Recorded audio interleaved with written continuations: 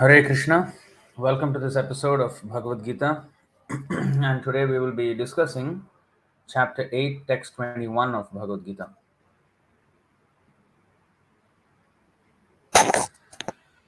So this is actually a very interesting verse. We have studied the 8, 17 through 20 in the previous session, and this is a continuation of that. So we'll say our Mangalacharana prayers and we will start our study.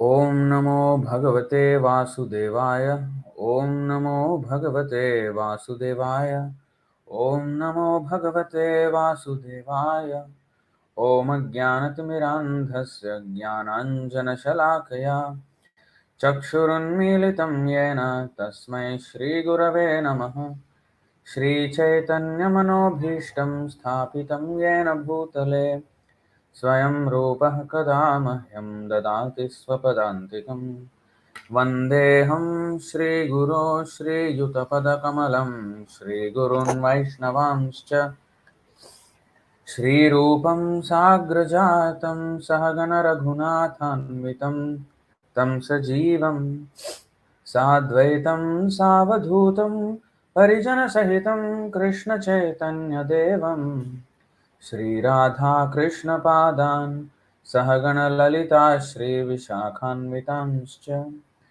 हे कृष्णकरुणा सिन्धो दीनबन्धो जगत्पते गोपेश गोपिका कान्त राधाकान्त नमोऽस्तु ते तप्तकाञ्चन गौराङ्गी राधे वृन्दावनेश्वरी वृषभानुसुते देवी प्रणमामि हरिप्रिये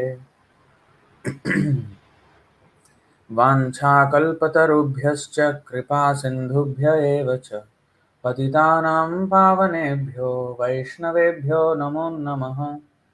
नमो विष्णुपादाय कृष्णप्रेष्ठाय भूतले श्रीमते भक्तिवेदान्त स्वामिनिति नामिने नमस्ते सारस्वते देवे गौरवाणी प्रचारिणे निर्विशेषशून्यवादी पाश्चात्यदेशतारिणे जय श्री कृष्ण चैतन्य प्रभु नित्यानंद श्री अद्वैत गदाधर श्रीवासादि गौर भक्त वृंद हरे Krishna Krishna Krishna Hare Hare Hare Ram Ram Ram Hare Hare. Hare Krishna. So please share this class. We started late today, so others may not be aware. So today 8:21 avyaktaha akṣara iti uktas tam āhuḥ paramāṁ gatim yam prāpya na nivartante tat dhāma paramam mama avyakto kṣara ityuktas tamahuh paramāṁ gatim yam prāpya na nivartante tadhāma paramam mama. Avyaktaha, unmanifested. Akṣara, infallible. Iti, thus. Uktaha is said. Tam, that. Āhuḥ is known. Paramāṁ, the ultimate. Gatim, destination. Yam, which. Prāpya, gaining. Na, never. Nivartante, come back. Tat, that. Dhāma, abode. Paramam, supreme. Mama, my. Translation and purport by His Divine Grace A.C. Bhaktivedanta Swami Srila Prabhupada Ki Jai. Translation: that which the Vedantists describe as unmanifest and infallible, that which is known as the supreme destination, that place from which, having attained it, one never returns, that is my supreme abode.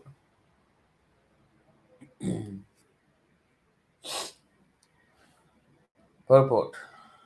The supreme abode of the personality of Godhead, Krishna, is described in the Brahma Samhita as Chintamani dhāma, a place where all desires are fulfilled. The supreme abode of Lord Krishna, known as Goloka Vrindavan, is full of palaces made of touchstone. There are also trees called desire trees that supply any type of eatable upon demand. And there are cows known as Surabhi cows which supply a limitless supply of milk. In this abode, the Lord is served by hundreds and thousands of goddesses of fortune, Lakshmis, and he is called Govinda, the primal Lord and the cause of all causes. The Lord is accustomed to blow on his flute, Venam Kvanantam. His transcendental form is the most attractive in all the worlds. His eyes are like lotus petals, and the color of his body is like the color of the clouds. He is so attractive that his beauty excels that of thousands of cupids. He wears saffron cloth, a garland around his neck, and a peacock feather in his hair. In the Bhagavad-gītā, Lord Krishna gives only a small hint of his personal abode, Goloka Vrindavan, which is the supermost planet in the spiritual kingdom. A vivid description is given in the Brahma Samhita. Vedic literatures, Kathopanishad 1.3.11, state that there is nothing superior to the abode of the Supreme Godhead, and that abode is the ultimate destination. Purushan na param kinchit sa kashtha paramāgatihi.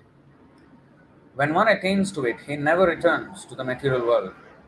Krishna's supreme abode and Krishna himself are non-different, being of the same quality. On this earth, Vrindavan, 90 miles southeast of Delhi, is a replica of that supreme Goloka Vrindavan located in the spiritual sky.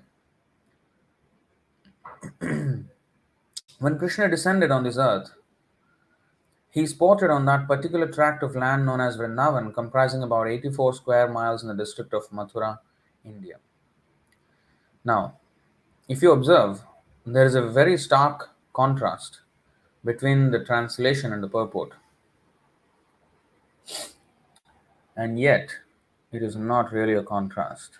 One second.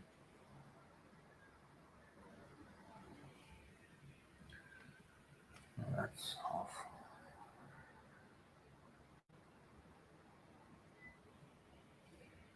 Okay.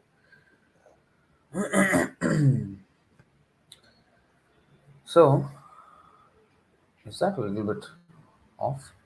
Wait a second.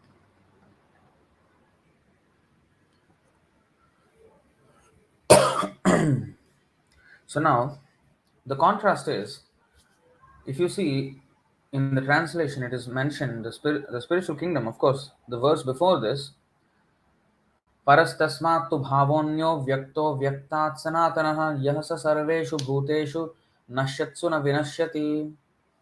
Yet there is another unmanifest nature which is eternal and is transcendental to this manifested and unmanifested matter. It is supreme and is never annihilated. When all in this world is annihilated, that part remains as it is. Now, this is a bit of a negative definition. That means the positive attributes of the spiritual world are not mentioned. What is there in the spiritual world is not mentioned. What the spiritual world is not is mentioned. So in the spiritual world, there is no creation and destruction. It is never annihilated. When this world is annihilated, that part remains as it is not annihilated. So what and how it is, what is the description of the kingdom, that is not mentioned. And the same goes with today's verse 8:21. Avyakta kṣara uktas āhuḥ paramāṁ gatim. Only positive description in both these verses is that there is a transcendental kingdom. That is the only positive description. There is a transcendental kingdom, but how it is, that is not described. A hint is given by a negative definition, like what it is not and what you don't find there, that is mentioned. If you see in the second chapter of Bhagavad-gītā also, Krishna explains the soul in the same way. What the soul is not is mentioned. um, what the soul is not mentioned. Now it is mentioned, for example, that the soul passes through bodies, even in this body, through childhood, um, middle age, and old age, and then after that, there is the example of the clothes, changing of clothes. In 217 purport, Prabhupada quotes from the Shruti um, the size of the soul, that केशाग्र और बालाग्र शतभागस्य शतधा कल्पितस्य च भागो जीव सविज्ञेय सचानन्त्याय कल्पते. So even the size of the soul is at least mentioned in the purport. But in the verses, if you see, it is just said that it cannot be killed in this way or that way, in this way or that way. Nobody can kill that eternal soul. Um, so it is explained in indirect way. How is the soul actually? So that is not explained again. Because there is a, it's very interesting actually. This whole subject matter is very interesting. Now I will take you through all of that. So avyaktaha, unmanifested. Vyaktaha means manifested. Avyakta is opposite. Aksharaha, infallible. Aksharaha also means alphabet. A and ksha. Aksha means eyes also. Akshaja, adhokshaja. Akshaja means beginning with the eyes, all the senses. And Aksha means A is the first letter of Sanskrit and Ksha is the last letter of Sanskrit. So Akshara means the alphabet.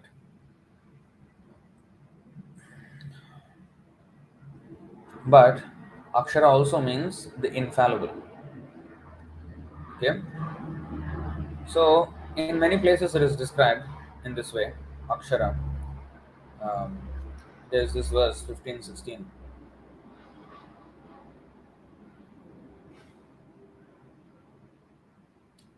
Dvamim, Dvavimau Purushau Loke Ksharashchakshara Evacha Ksharah Sarvani Bhutani Kutasthoksara Uchyate. There are two classes of beings, the fallible and the infallible. In the material world, every living entity is fallible, and in the spiritual world, every living entity is called infallible. So, this is in other words, in the Srimad Bhagavatam, it is described as Nitya Baddha and Nitya Mukta.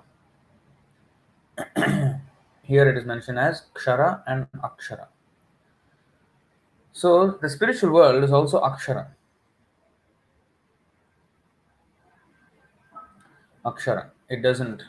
Um, it doesn't come under the three modes of material nature. So it doesn't fall below the transcendence level. It doesn't come under any of the three modes. And also, it doesn't have the inferior quality of being repeatedly destroyed.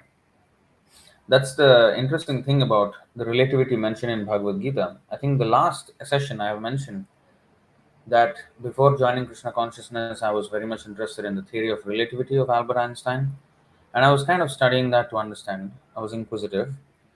And when I saw this Bhagavad-gītā 8:17 verse, that one day of Brahma and how much it is in our calculation. So I was thinking, wow, that is just a very negligent description of relativity, in the sense that it is not mentioned to excite the reader. It is rather mentioned to show or display the futility of the material nature. Because even if such a fantastic life, even if after, I mean, even if a person has gone through such a lifetime, he will have to be destroyed. Whereas there's another world which is completely eternal. What to speak of Brahma's life? Brahma's life will appear like a second, a moment compared to eternity. So that is the absolute world, not the relative world. Don't be, attracted by the relativity. be attracted by the absolute world. So, so the only mention of relativity in Bhagavad-gītā, it is just mentioned in one single verse, and also that too, not to excite the reader, but to actually desist the reader, to show that it's actually an inferior quality. So that's interesting. Now, in this particular verse, there is something very interesting, and if you see in the translation, that which the Vedantas described as unmanifested and infallible, that which is known as the supreme destination, that place from which, having attained it, one never returns, that is my supreme abode. Again, not much information is given.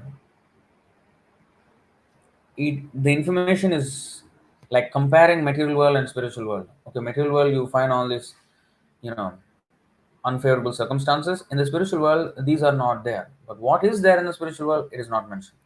But in the purport, Prabhupada goes on to actually describe the positive description of the spiritual world, which is, mentioned in the Brahma Samhita.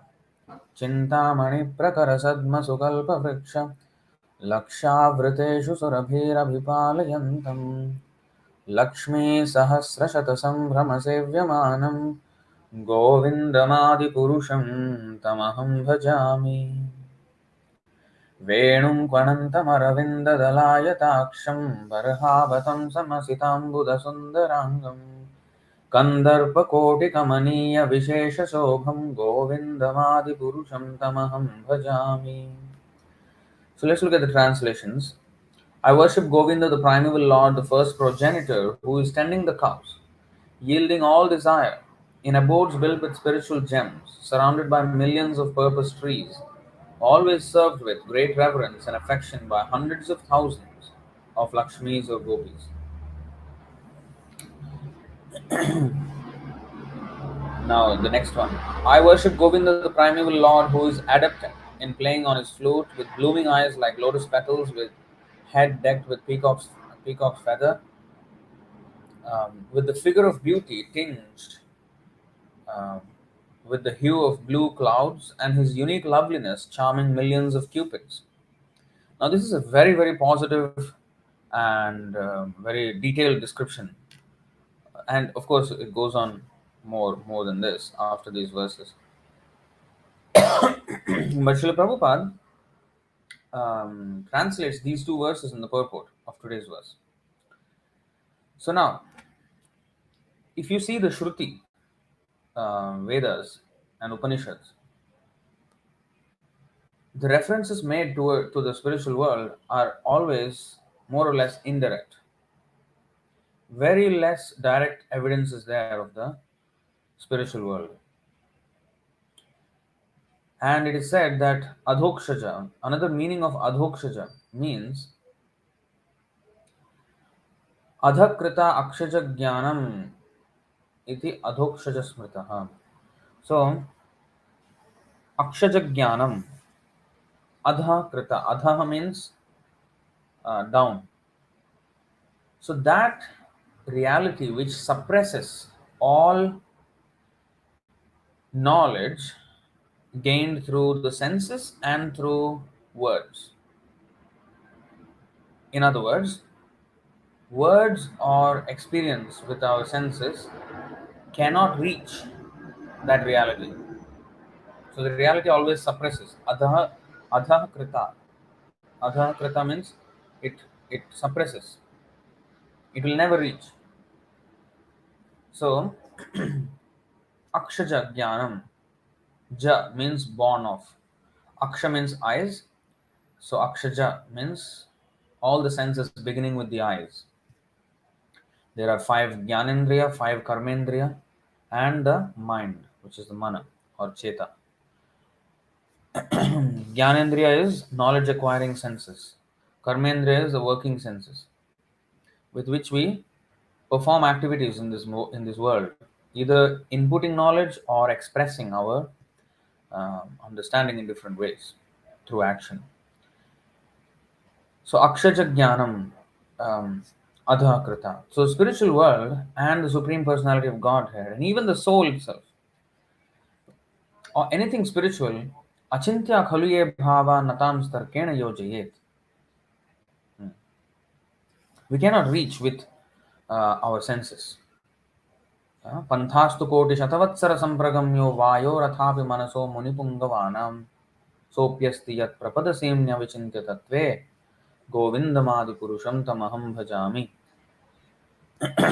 So, even if we go for millions and millions and millions of years, we cannot understand the spiritual world or the Supreme Personality of Godhead. Nachanyekopi chiran vichinman athapite deva padambujadvaya prasada leshanugrihita eva hi janati tattvam bhagavan mahimno nachanyekopi chiran vichinman. Spoken by Brahma.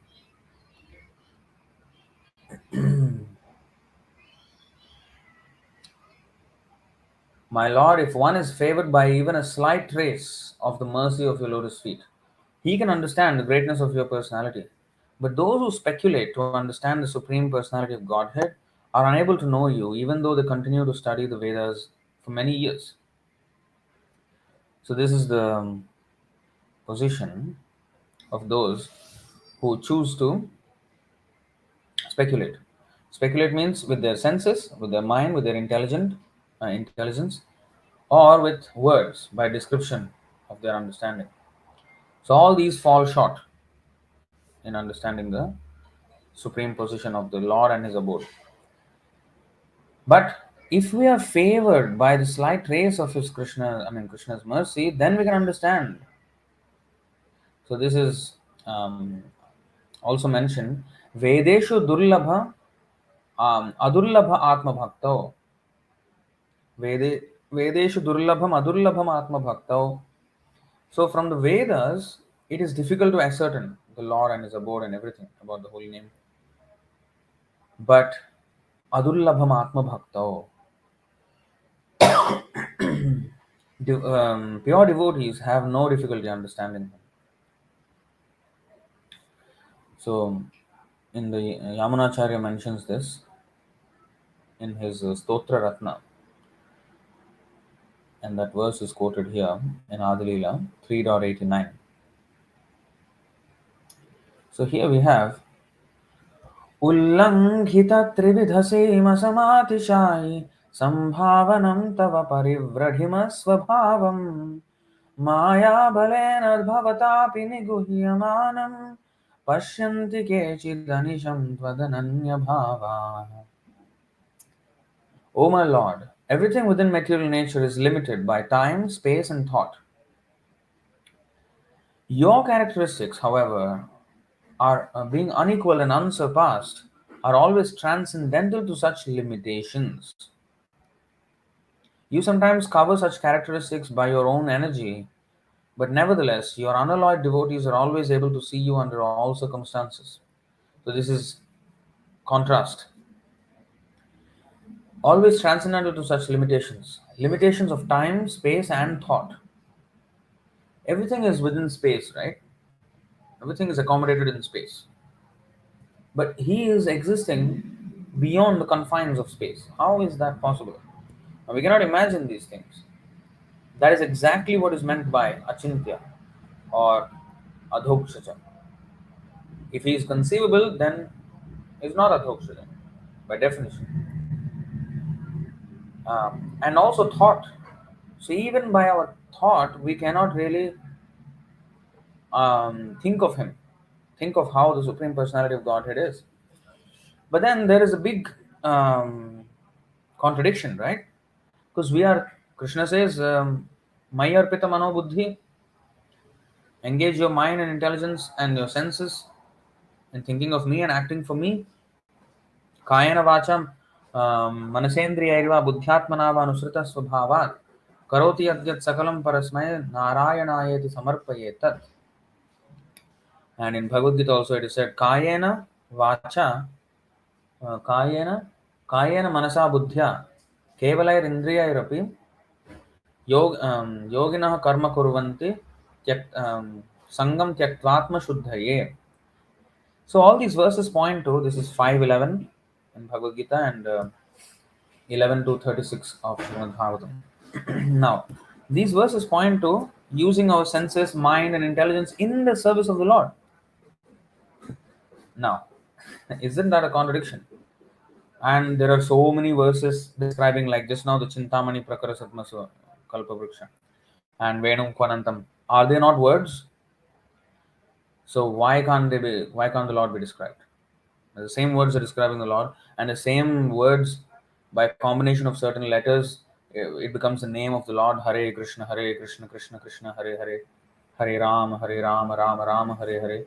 These are made up of alphabets which are within the aksha, or tuksha, A to Z, in other words. So it is there. So how can we say that he is beyond, or avyakta, or akshara? Akshara, of course, infallible. Achintya. So what is how to understand this contradiction? Now let's go to this. This is the interesting part.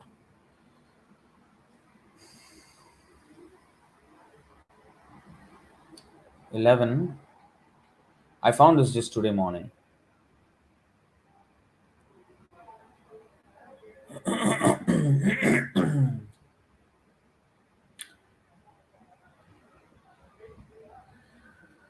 नैतन्मनो विशति वा हुतचक्षुरात्मा प्राणेन्द्रियाणि च यथा नलमर्चिषः स्वाहा शब्दोऽपि बोधकनिषेधतयात्ममूलम् अर्थोक्तम् आह यदृते न निषेधसिद्धिः.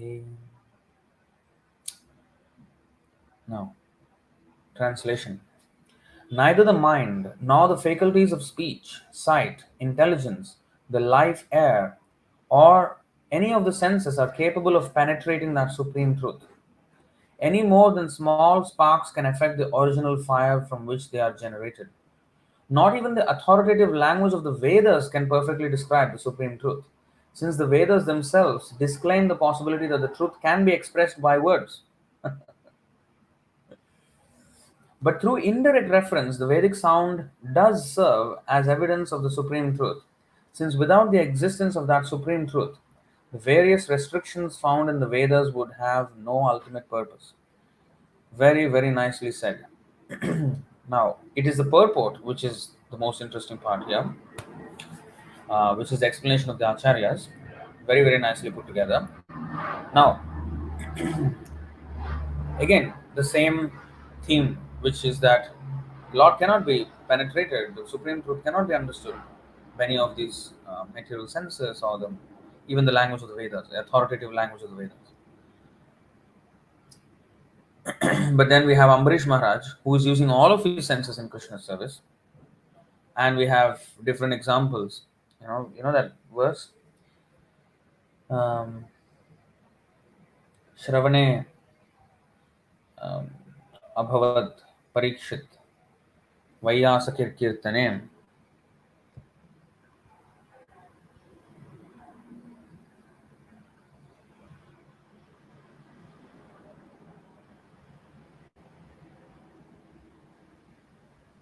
Hmm? Oh, it is not here.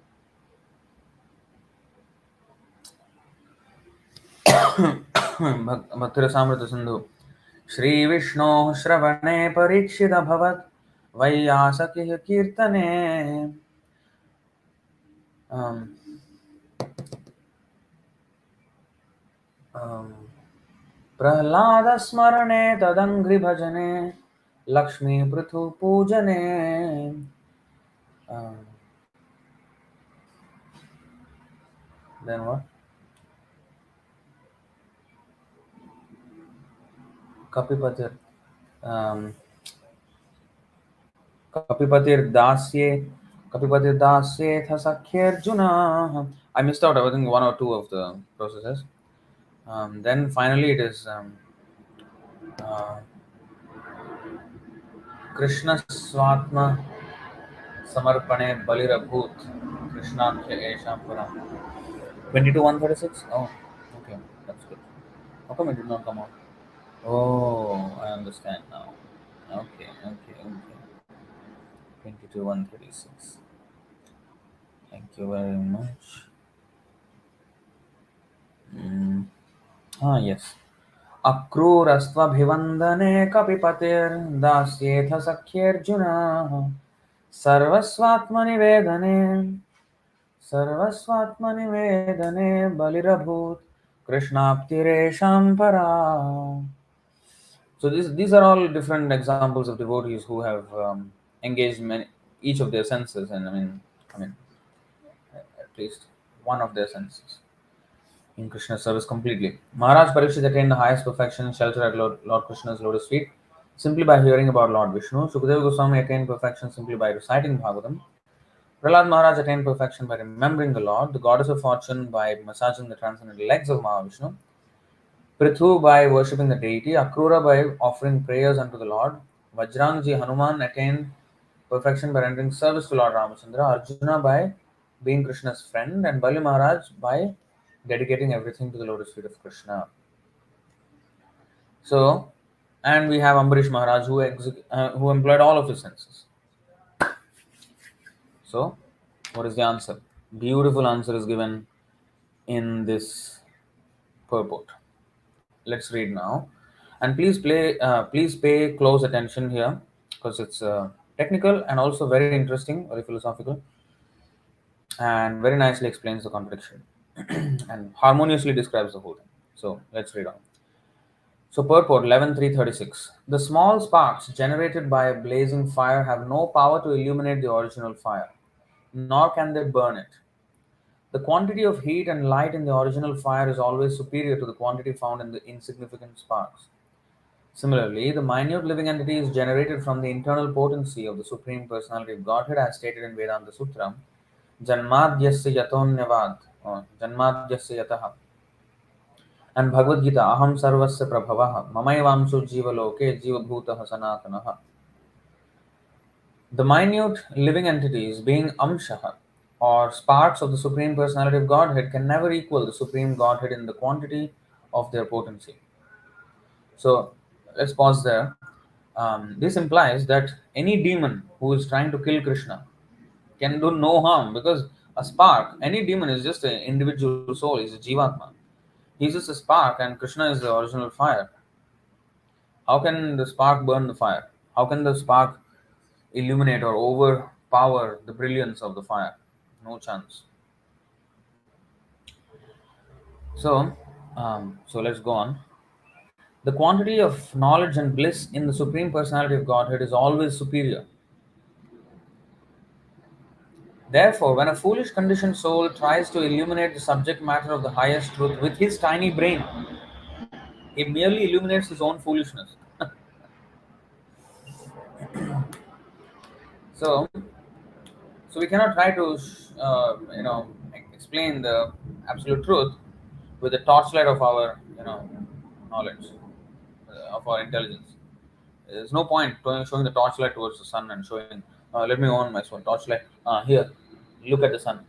That's foolish, right? I'll only illuminate my foolishness. The personality of Godhead has personally spoken Bhagavad-gītā, which is the blazing fire of perfect knowledge that burns to ashes the insignificant speculations and theories of so-called philosophers and scientists regarding the ultimate truth, which is true. The Supreme Personality of Godhead is called Hrishikesha, or the Lord of everyone's senses. Because the Personality of Godhead has supreme seeing power, hearing power, touching power, smelling power, and tasting power, the living entities in a limited sense can also see, hear, touch, smell, and taste by the mercy of Rishikesh. So this is the thing. Who is this Sudarshan Dhari Shreyas? Please don't write so many messages. Just write one message and enough. Please hear. Please listen to the class. That is more important.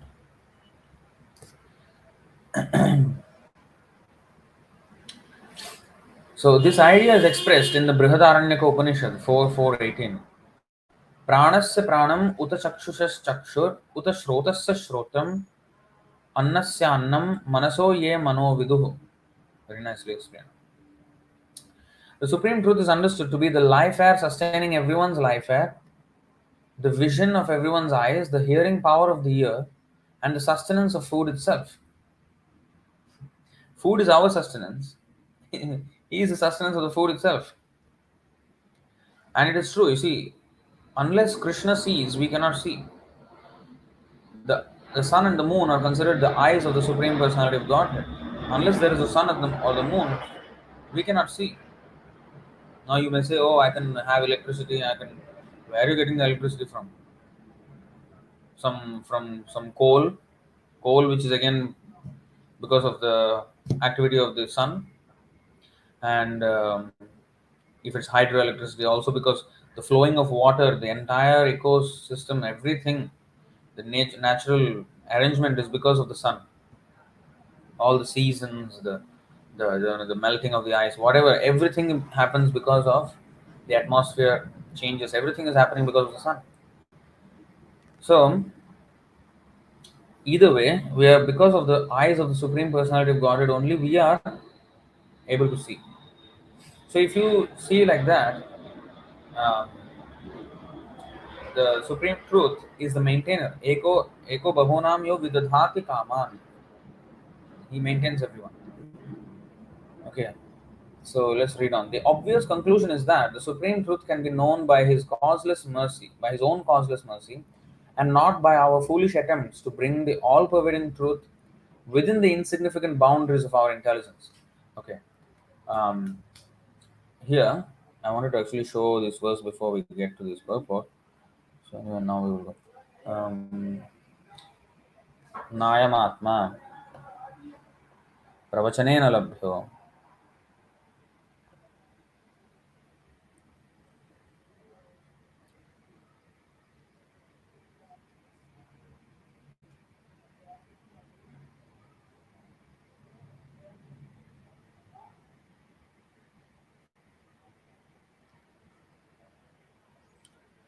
नायमात्मा प्रवचनेन लभ्यो न मेधया न बहुना श्रुतेन यमैवैष वृणुते तेन लभ्यस् तस्यैष आत्मा विवृणुते तनुं स्वाम्.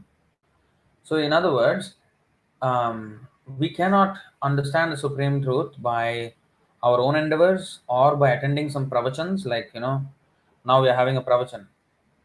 But here we can understand why. But here it is said, by pravachanena nayam labhya. So this whole thing is explained in this purport, 11.336 purport. We will be going there. And if pravachan or the speech or the lecture doesn't help us to understand Krishna, so why should we hear lectures? Why we should ask everybody to attend the classes? It's useless, right? Because he is not attainable by attending any lecture, any amount of lectures. Or na medhaya, even with our intelligence we cannot. Na bahuna shrutena, by studying, all the shruti, the Vedas, we cannot. Yamevaisha vrinute tena labhyas tasyaisha atma vivrante tanusam. So there's no need of reading books, there's no need of attending lectures, there's no need of doing anything using our intelligence. Yamevaisha vrinute tena. So whoever Krishna chooses, he will be able to see Krishna. If Krishna chooses to show himself to this person, that person will be able to see Krishna. So it looks like there's no endeavor on our part that is needed, because none of these endeavors actually is, fruitful in getting Krishna or perceiving him. So what is the point? But then Krishna says, Mayarpita mano buddhi, kayena manasa buddhya kevalayirindriyairapi. Why is he saying all these things then? And then he's asking Arjuna to fight using his, body, which his hands, shoot the arrows. He's asking, how can his karmendriya or jnanendriya or mana or buddhi can help in serving the Lord? So what is the answer? And next verse is also Kathopanishad. Naisha tarkena matir apaneya proktan yenaiva sujnanaya preshtha. Yam tvam apah satya dhritir batasi tvadrin no bhuyan nachiketah prashta. So I am not that good at Sanskrit to understand every word of this. But Naisha Tarkena, Tarka means argument. Matir, Apaneya, Prokta, Anyanaiva. So others speaking, or, um, how to say, one's own mental speculation by argument. Sugyanaya Preshtha. Preshtha means very highly elevated, very scholarly study of um, you know uh, knowledge of Vedic knowledge. Um, so all these things don't help. Yam tvam apah satya dhritir batasi tva adrinno bhuya nachiketa prashna. So let's read here. The fact is that the Supreme Personality of Godhead, the Super Soul, cannot be attained simply by explanations, logic, and erudite scholarship. One cannot understand him simply by one's brain substance. Even by studying all the Vedic literatures, one cannot understand the Supreme Lord. However, if one is likely favored by the mercy of the Lord, if the Lord is pleased, one can understand him. But who are the candidates eligible to receive the mercy of the Lord? Only the devotees. They alone can understand what is the Supreme Personality of Godhead. The Lord reveals himself to the sincere devotee when he is pleased with his service. Swayameva spuratyadaha. One should not try to understand the Lord simply from the statements of the Vedas, nor should one uselessly attempt to decry these statements through reasoning and logic. See, it's very interesting. One should not try to understand the Lord simply by the statements of the Vedas. So, from the Vedic statements, we cannot completely understand the Lord. At the same time, we should not decry those statements, trying to understand them through our own stupid logic and reasoning, defective logic and reasoning. So, that's interesting, right? So, let's go back to that 11.3.36. So, the obvious conclusion is that the Supreme Truth can be known by His own causeless mercy and not by our foolish attempts to bring the all pervading truth within the insignificant boundaries of our intelligence. It's quite clear to understand. It is stated in the Taittiriya Upanishad 241, Yato vacho nivartante aprapya manasa saha. The descriptive power of speech fails in the realm of the Supreme Truth, and the speculative power of the mind cannot achieve him. Again, same theme, right? Same theme. But because such statements of Vedic Shrutis are in themselves descriptions of the Absolute Truth, one may consider such Vedic statements contradictory. Now, the statements are saying the Supreme Truth is above this material world, and you cannot understand by words. Alright, then with the same words you described just now, that it is beyond this material world. So that is a description.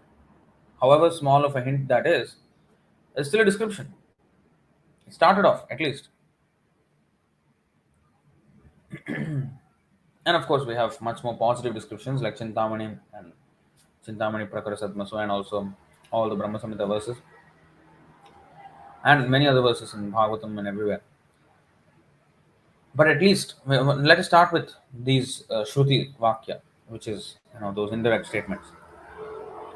So therefore, in this connection, it is stated, Shabdopi bodhaka nishedhatayatma moolam arthoktamaha. Although the Vedic Shruti Shabda forbids us to speculate upon the absolute truth, such restrictive injunctions indirectly constitute positive assertions of the existence of the supreme living entity. In other words, if I say, don't speculate about him, that means what? Yes, maybe I cannot speculate about him, but that means he is there, him, because I'm already saying it's him. So he is there, and there is a reality that is pertaining to him, which I do not know, and with my own inefficient experience, I cannot speculate. But indirectly, it is saying that there is a reality which you're not able to perceive right now. So don't try with this inefficient instruments of your senses, because they will fall short in understanding this. In other words, there is some reality here which you cannot understand. So there is reality here. So that is the indirect assertion there. In fact, the Vedic restrictions are meant to save one from the false path of mental speculation and ultimately bring one to the point of devotional surrender. There is a verse. Let's go there. I think I don't remember if I remember correctly. I showed this once, I think a few months ago, maybe beginning of 2022. I do not know if I can bring that. Hmm. I think it's here. Ah, this is the one. Kena Upanishad. यस्यामतं तस्य मतं मतं यस्य न वेदसः अविज्ञातं विजानताम विज्ञातं अविजानताम. What is that? Whoever denies having any opinion of his own about the supreme truth is correct in his opinion, whereas one who has his own opinion about the supreme does not know him. He is unknown to those who claim to know him, and he can only be known by those who do not claim to know him. How beautiful, right? यस्यामतं तस्य मतं मतं यस्य न वेदसः अविज्ञातं विजानतां विज्ञातं अविजानताम्. Beautiful. So, if we have an opinion about the Supreme Lord, that is, we cannot know him. If we say that we cannot have an opinion about him, that is the correct opinion. If I say I know him, that means I do not know him. If I say I do not know him, that is the proper knowledge of him. So, in this way,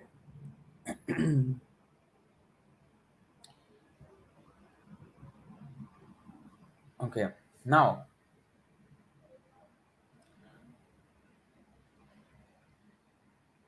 although the Vedic Shruti forbids us to speculate upon absolute truth, such restrictive injunctions indirectly constitute positive assertions of the existence of the supreme living entity. In fact, the Vedic restrictions are meant to save one from the false path of mental speculation and ultimately bring one to the point of devotional surrender.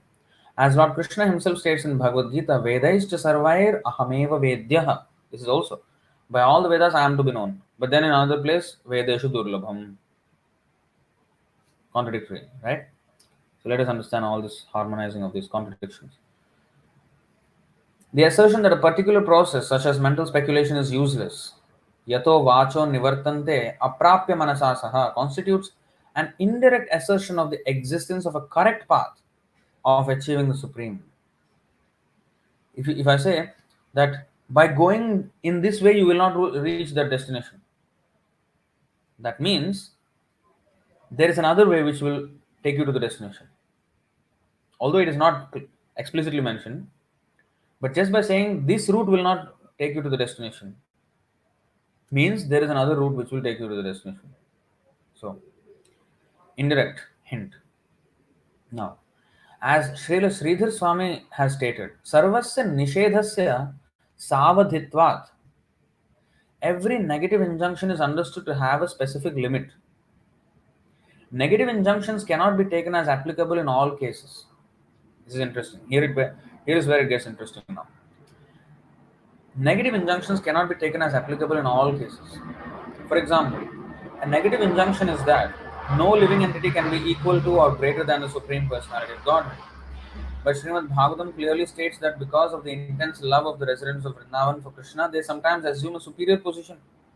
Thus, Mother Yashoda binds Krishna with ropes, and the influential cowherd boys sometimes ride on the shoulders of Krishna or defeat him in wrestling. Negative injunctions, therefore, may sometimes be adjusted according to the transcendental situation. Another example I'll give you. Yad gatvan nivartante. Today's verse also. Yam prāpya nivartante. Once you go to the spiritual world, you'll never come back. But then we have information now. Every time Krishna comes to this material world, all his eternal associates also come down. Like Mother Yashoda, Nanda Maharaj, Arjuna, Yudhishthira.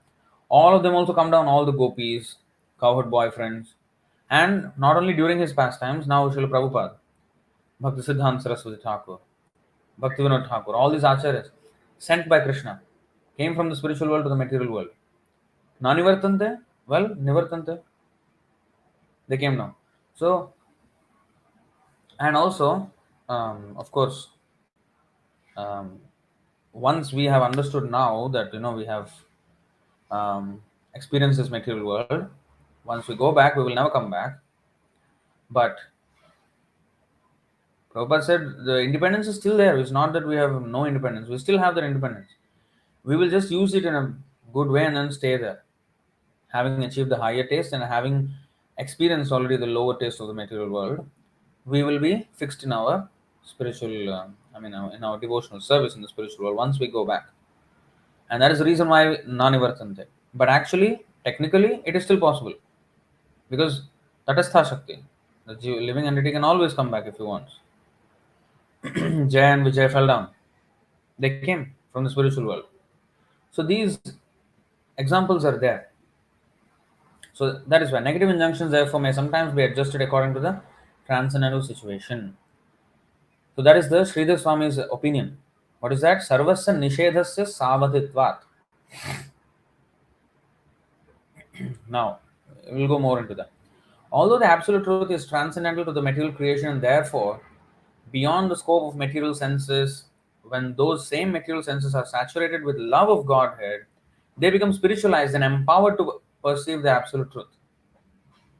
Now, with our senses, we cannot understand the law. But when those same senses are employed in Krishna's service, as ordained by him and as ordained by his pure devotee, the Guru, the Acharya, then they become spiritualized. So, how are we able to see Krishna? How are we able to chant? That is because of transcendental function of the senses, not mundane function. Mundane senses cannot chant. Atha Sri Krishna Namadi na bhaved grahyam indriyai.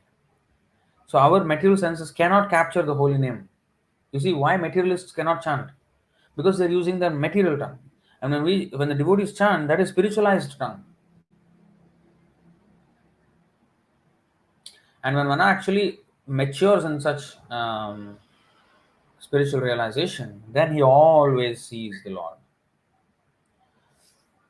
प्रेमाञ्जनच्छुरितभक्तिविलोचनेन सन्तः सदैव हृदयेषु विलोकयन्ति यं श्यामसुन्दरमचिन्त्य गुणस्वरूपम् गोविन्दमादिपुरुषं तमहं भजामि. I worship the primeval Lord Govinda, who is always seen by the devotee. Always seen. Eyes. Akshaja. Adhokshaja. What happened? Transcendental eyes. Divyam chakshum. That is also explained below. So he is always seen by the devotee whose eyes are anointed with the pulp of love. He is seen in his eternal form of Shamsundar within the heart of the devotee. In Bhagavad-gītā 11.8, Krishna says to Arjuna, Natu mam shakyase drashtum anenava swachakshusha divyam dadami te chakshuhu pashyame yogamaishwaram. But you cannot see me with your present eyes. Therefore, I give you divine eyes by which you can behold my mystic opulence. And mind you, in that mystic opulence, what he was showing, a material form, which is the Virat Rupa. Virat Rupa is his form in the material world. It is not even the topmost form. Even to understand the material world, in other words, the complete situation of the material. You see, Arjuna, when he got his divine eyes, he saw the Virat Rupa, the Vishwarupa of Krishna, and he saw the entire universe sitting in one place. And he saw the Lord being the controller of everything, and that's why it's called Virat Rupa, Vishwarupa. The entire Vishwam was within his. How can you contain the entire universe within one frame? Like this camera is pointing at me. Within this one frame, only this much can be accommodated, this space. How can I accommodate the entire universe here? I can't. But Arjuna, in one frame, he could see the entire universe. And not only just see the entire universe, he also could see how Krishna was controlling everything.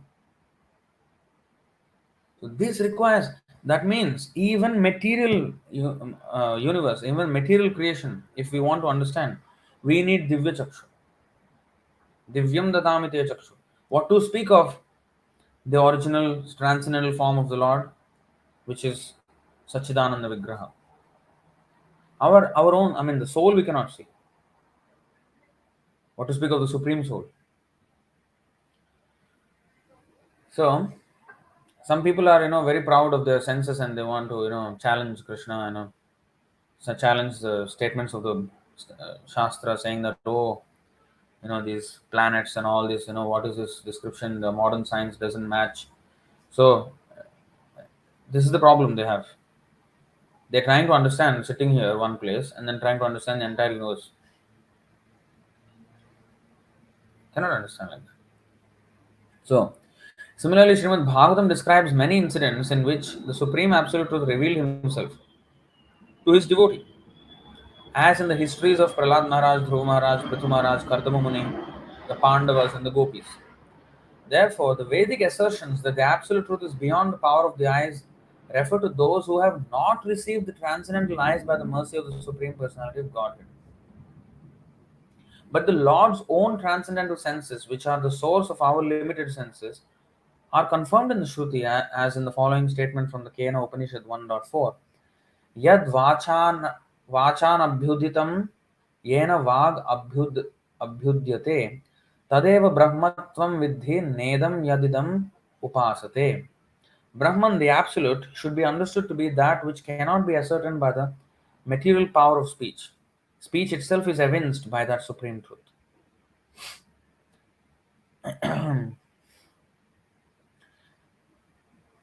So speech itself is evinced, but evince means he is the evidence um, that the speech itself is there. How can the speech be exist if it is not there in the Supreme? See, by the statement yena vag abhyudyate, our power of speech is expressed by the absolute truth. It is clearly expressed that the absolute truth has his own transcendental senses. Therefore, he is called Hrishikesha. Srila Narada Muni has stated Hrishikena Hrishikesha Sevanam Bhakti Ruchyate. Our senses cannot approach the absolute truth by their own power, but when engaged in loving devotional service to satisfy the Lord of the senses, our limited senses must become connected with the Lord's unlimited senses, and thus by the Lord's mercy he can be understood. Again, Srila Madhvacharya has quoted the following statement from the Brahmatarka. आनंदो नेदृशानंद इत्युक्ते लोकतः परम प्रतिभाति न चाभाति यथावत् दर्शनम विना.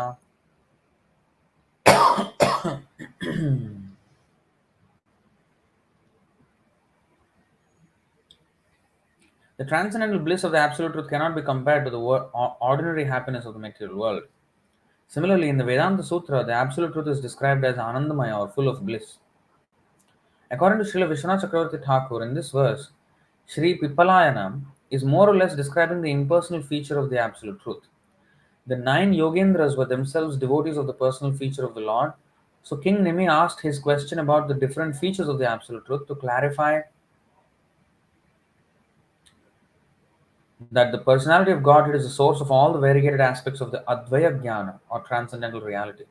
This is also expressed by the following statement in Shruti. Tam Tvaupanishadam Purusham Prichhami. I am inquiring about that supreme person revealed in the Upanishads. If the absolute truth were actually inaccessible by words, there would be no meaning to the Vedic literature, which consists of collections of transcendental words. Since the Vedic descriptions of the truth are to be taken as infallible, it is impossible to maintain that the power of speech is in all cases unable to describe the truth. See, the point is, the Vedas are considered infallible. They are not, uh, um, they cannot be challenged. The authority of the Vedas cannot be challenged. So that means the words of the Vedas are a description of the absolute truth. So, if that is the case, then it is impossible to maintain that the power of speech is in all cases unable to describe the truth. Again, it goes back to Srila Sridhar Swami's comment, which says, what is that? Negative injunctions are not always applicable. Savadhitvat. What is that? Nishedhasya savadhitvat. After all, the Vedic mantras themselves are meant to be spoken and heard. Therefore, the injunction that neither the mind nor speech can approach the absolute truth, naitan mano visati vaguta, cannot be taken as applicable in all cases. Rather, it is a warning to those who foolishly try to encompass the absolute truth by their own puny speculative powers. So, words and senses employed whimsically, originating from imperfect souls, that is material sound. Aroha pantha, arohavada. Avarohavada, which is the descending message, that can take the form of seemingly mundane syllables, but it can give positive scientific knowledge of the absolute truth. Just like the deity can manifest in material form, in the form of stone, wood, metal, in the form of name, in the form of alphabets. So how the Lord is coming, descending in this form, so that we can access Him within in our current state. So all this will be explained. Let's see. Cannot be applicable in all cases. Rather, it is a warning to those who foolishly try to encompass the absolute truth by their own puny speculative powers. So, if I give lectures, this pravachanena, atma pravachanena, based on my own speculations, if I give classes based on my theory, based on my, you know, armchair speculation, that is useless. That then it is nayam atma pravachanena labdha. But if our pravachana is based on the Vedas, Vedic evidence, that is perfect. That is actually devotional service. One, the Lord will be pleased by such devotional service because Shravanam is one of the devotional service.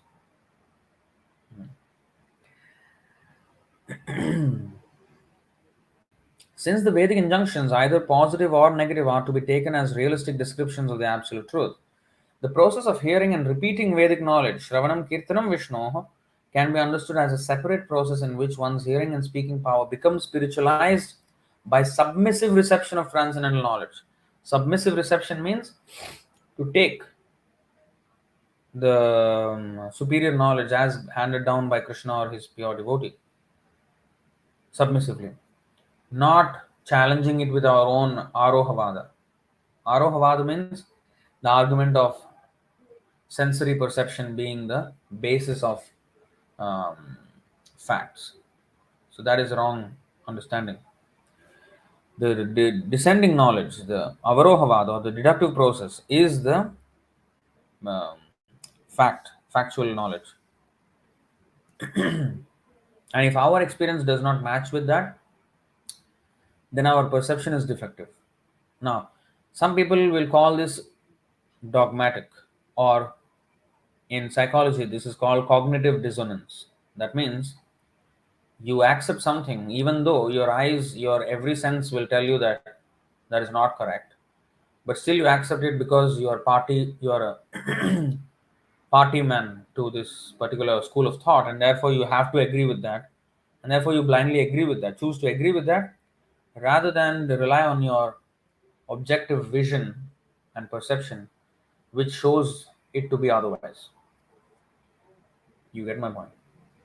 So, this is called cognitive dissonance. Now, that may be true for a material source, but when it is coming from the deductive process, this cannot be applied because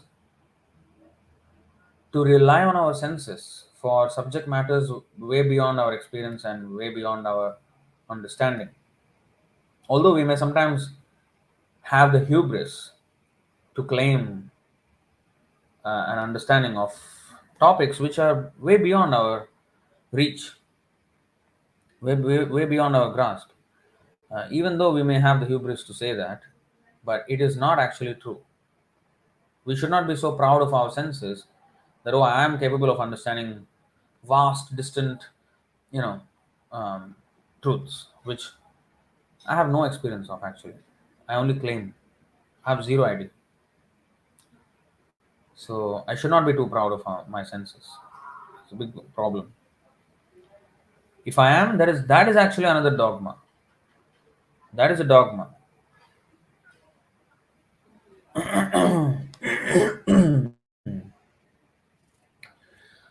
So this process, which is the descending process, depends upon one's faith in the bona fide spiritual master who is a devotee of the Supreme Personality of Godhead. Therefore it is said, Yasya deve para bhaktir yatha deve tatha gurau tasyete katitha hyarthaha prakashante mahatmanah. Only unto those great souls who have implicit faith in both the Lord and the spiritual master are all the imports of Vedic knowledge automatically revealed. This is the way to actually receive. Shvetashvatara Upanishad 6.23. As the Lord himself states in the Harivamsha, Tatparam paramam brahma sarvam vibhajate jagat mamaiva tad dhanam tejo jnatum arhasi bharata. That supreme truth, Parabrahman, expands itself into all the variegatedness of this universe. You should know it to be my own concentrated effulgence, O Bharata. The words Gyatum Arhasi, you must know it, spoken by the Lord Himself, indicate that the absolute truth is to be known. But one must surrender to the truth rather than waste time in foolish speculation. This is a very important point. Srila Vishwanath Chakravarti Thakur has pointed out that according to authorized statements of Vedic literature, the Lord's transcendental form is understood to be Brahmamaya, or completely spiritual, with no trace of material contamination. Therefore, in such statements as Nilotpala Dalashyamam, this is again interesting description here.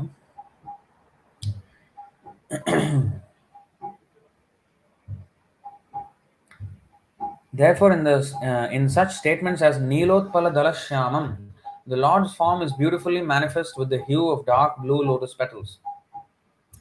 It is understood that a transcendental dark blue color is being described. Still, the Lord is inconceivably merciful to His devotees, even those on the neophyte platform who are trying to come to the state of love of Godhead. Therefore, the Lord gradually purifies the senses of a conditioned soul who is trying to understand Him, and eventually the Lord appears before such a rectified servitor. You understood the thing? So, it is said that he has this blue, the hue of a blue lotus, or the Meghasham, like the cloud, dark blue hue of the clouds. So these are there is actually no material color. There is no color in the material world that can actually purely um, replicate Krishna's color, because his is a transcendental color. But the Lord is merciful to us that whatever is close, something similar, He is giving us so that at least we can fix our mind on His form. And when He becomes perfect in such meditation, then He will actually reveal His real color, which is a transcendental blue. We cannot understand it.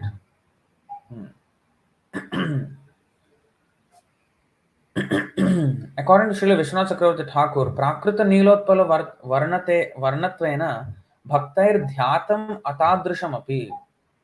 In the beginning, being conditioned by previous materialistic activities, a devotee meditating on the Lord's transcendental form may base his meditation on his experience of material forms and colors within this world.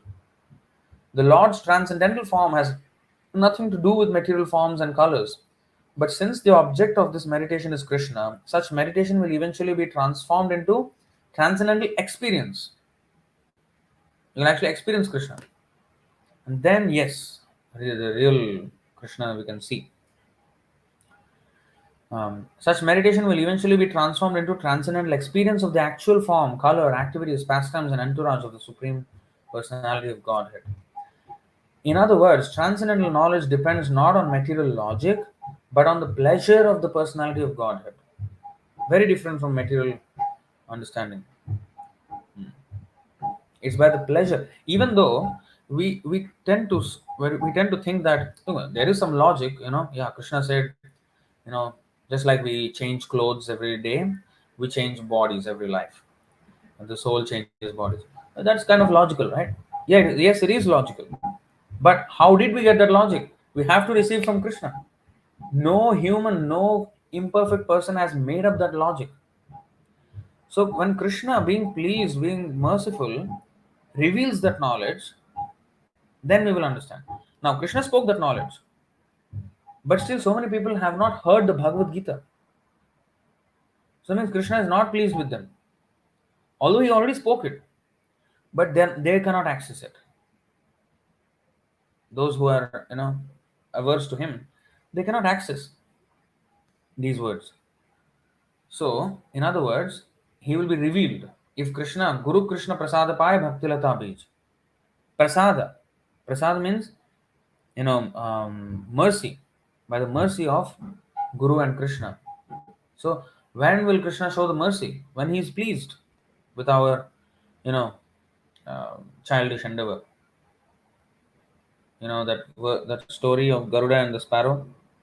So, the sparrow laid her eggs on the shore of the ocean, and the ocean with his high waves, it came and dragged all the eggs into the water.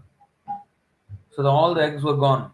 So the sparrow was asking the ocean, please return my eggs. Then the ocean did not get, who are you? Get lost.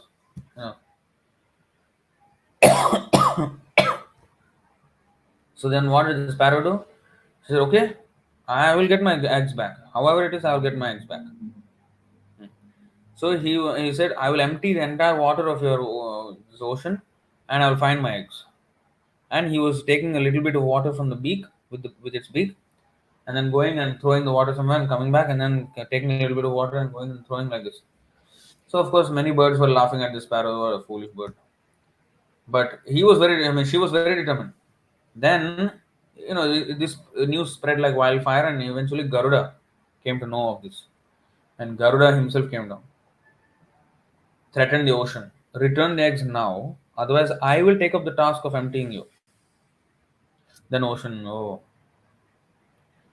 then he became very, because ocean also has actually a presiding deity, Samudra.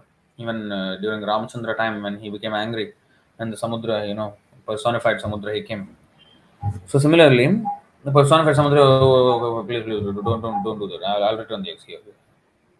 So there was no chance of the sparrow actually succeeding in its endeavor, in her endeavor.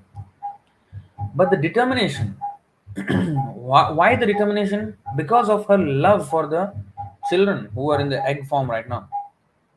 Because of that strong, affectionate bond, she was prepared to do anything, even the complete impossible.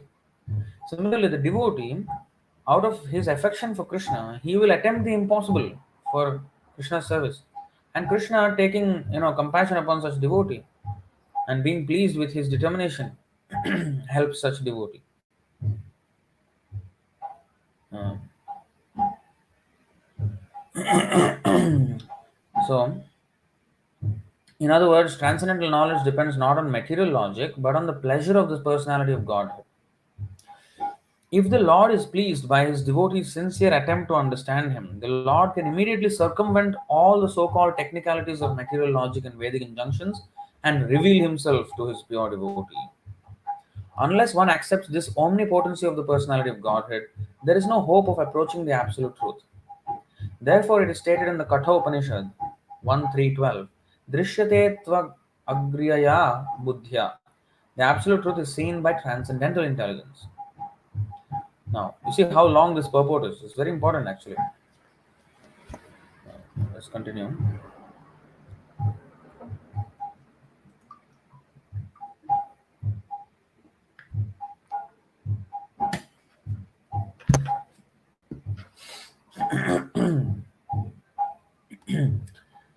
Srila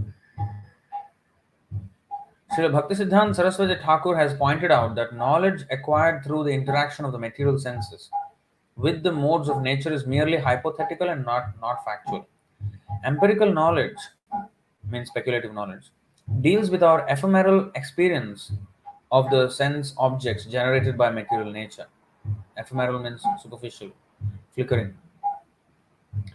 For example, there are many wars currently going on because of a false concept of nationalism. Similarly, there is conflict throughout the world, and great world leaders fight like cats and dogs for the economic development of their countries. Thus, material language is used to designate temporary objects perceived by the eyes, nose, tongue, touch, and taste. So, our senses are used to, describe our nation, our nationality, our patriotism, or that is one way. There are many different varied ways we are expressing our materialistic thoughts and desires based on ephemeral relations. Ephemeral means transient. They're not factual. They don't last. So, though such kind of words and senses are unable to perceive the absolute truth. Thus, material language is used to designate temporary objects perceived by the eyes, nose, tongue, touch, and taste. This type of language and experience is useless for approaching the absolute truth. But the transcendental sound from the spiritual sky has a completely different effect. We should not foolishly try to use materially concocted language to include the Supreme Personality of Godhead as an object of the material world. The Supreme Lord is completely transcendental and is known as Atma Prakash or self-manifested. Therefore, as stated in the Padma Puran, Atah Sri Krishna Namade Nabhaved Grahyam Indriyaeh Sevon Mukhe Jihvado Swayameva spuratyadaha. Material senses cannot appreciate Krishna's holy name, form, qualities, and pastimes. But when a conditioned soul is awakened to Krishna consciousness and renders service by using his tongue to chant the Lord's holy name and taste the remnants of the Lord's food, the tongue is purified and one gradually comes to understand who Krishna really is. If one surrenders to the Supreme Lord, taking shelter at his lotus feet, one's spiritualized senses gradually become empowered to perceive the Lord. Mere empiricism and material logic have a limited jurisdiction within the external energy of the Supreme Lord and cannot apply to those things which are eternal. In this regard, Srila Bhaktisiddhanta Saraswati Thakur has quoted the following verse from Srimad Bhagavatam 7.532. Naisham madistavadurukramanghrim sprishantyanarthapagamo yadartha mahiyasam padarajobhishekam nishkinchananam navranita yavat. Unless they smear upon their bodies the dust of the lotus feet of a Vaishnava, completely freed from material contamination, persons very much inclined toward materialistic life cannot be attached to the lotus feet of the Lord, who is glorified for his uncommon activities. Only by becoming Krishna conscious and taking shelter at the lotus feet of the Lord in this way can one be freed from material contamination. Although Sri Pipalayana is expressing that the absolute truth cannot be approached by material senses, the sage himself is describing the absolute truth with transcendental senses. And King Nimi is able to understand this transcendental sound because he has surrendered at the lotus feet of pure devotees, the Navayogendras. Therefore, one should not foolishly try to understand this verse out of context in an impersonal way, but should follow the example of King Nimi, who was trying to understand how the Supreme Personality of Godhead is ultimately the source of everything. So I hope this sheds some light on this point. Incidentally, I found also this another verse in CC Chaitanya Charitamrita Antalila 1.188, I think.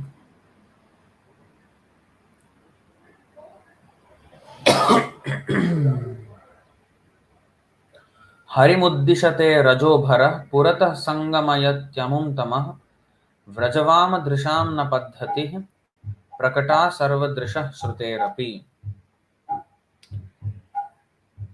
The dust from cows and calves on the road creates a kind of darkness indicating that Krishna is returning home from the pasture. Also, the darkness of evening provokes the gopis to meet Krishna. Thus, the pastimes of Krishna and the gopis are covered by a kind of transcendental darkness and are therefore impossible for ordinary scholars of the Vedas to see. It's a beautiful expression by Rupa Goswami in his book Lalita Madhava, in his dramatic composition. It's a drama actually he composed based on the highest essential truths of conjugal love and also, philosophy in general. You see how he connected the cows and calves on the road create a kind of darkness indicating that. So, when Krishna is returning from the pasturing grounds, there is first a lot of dust.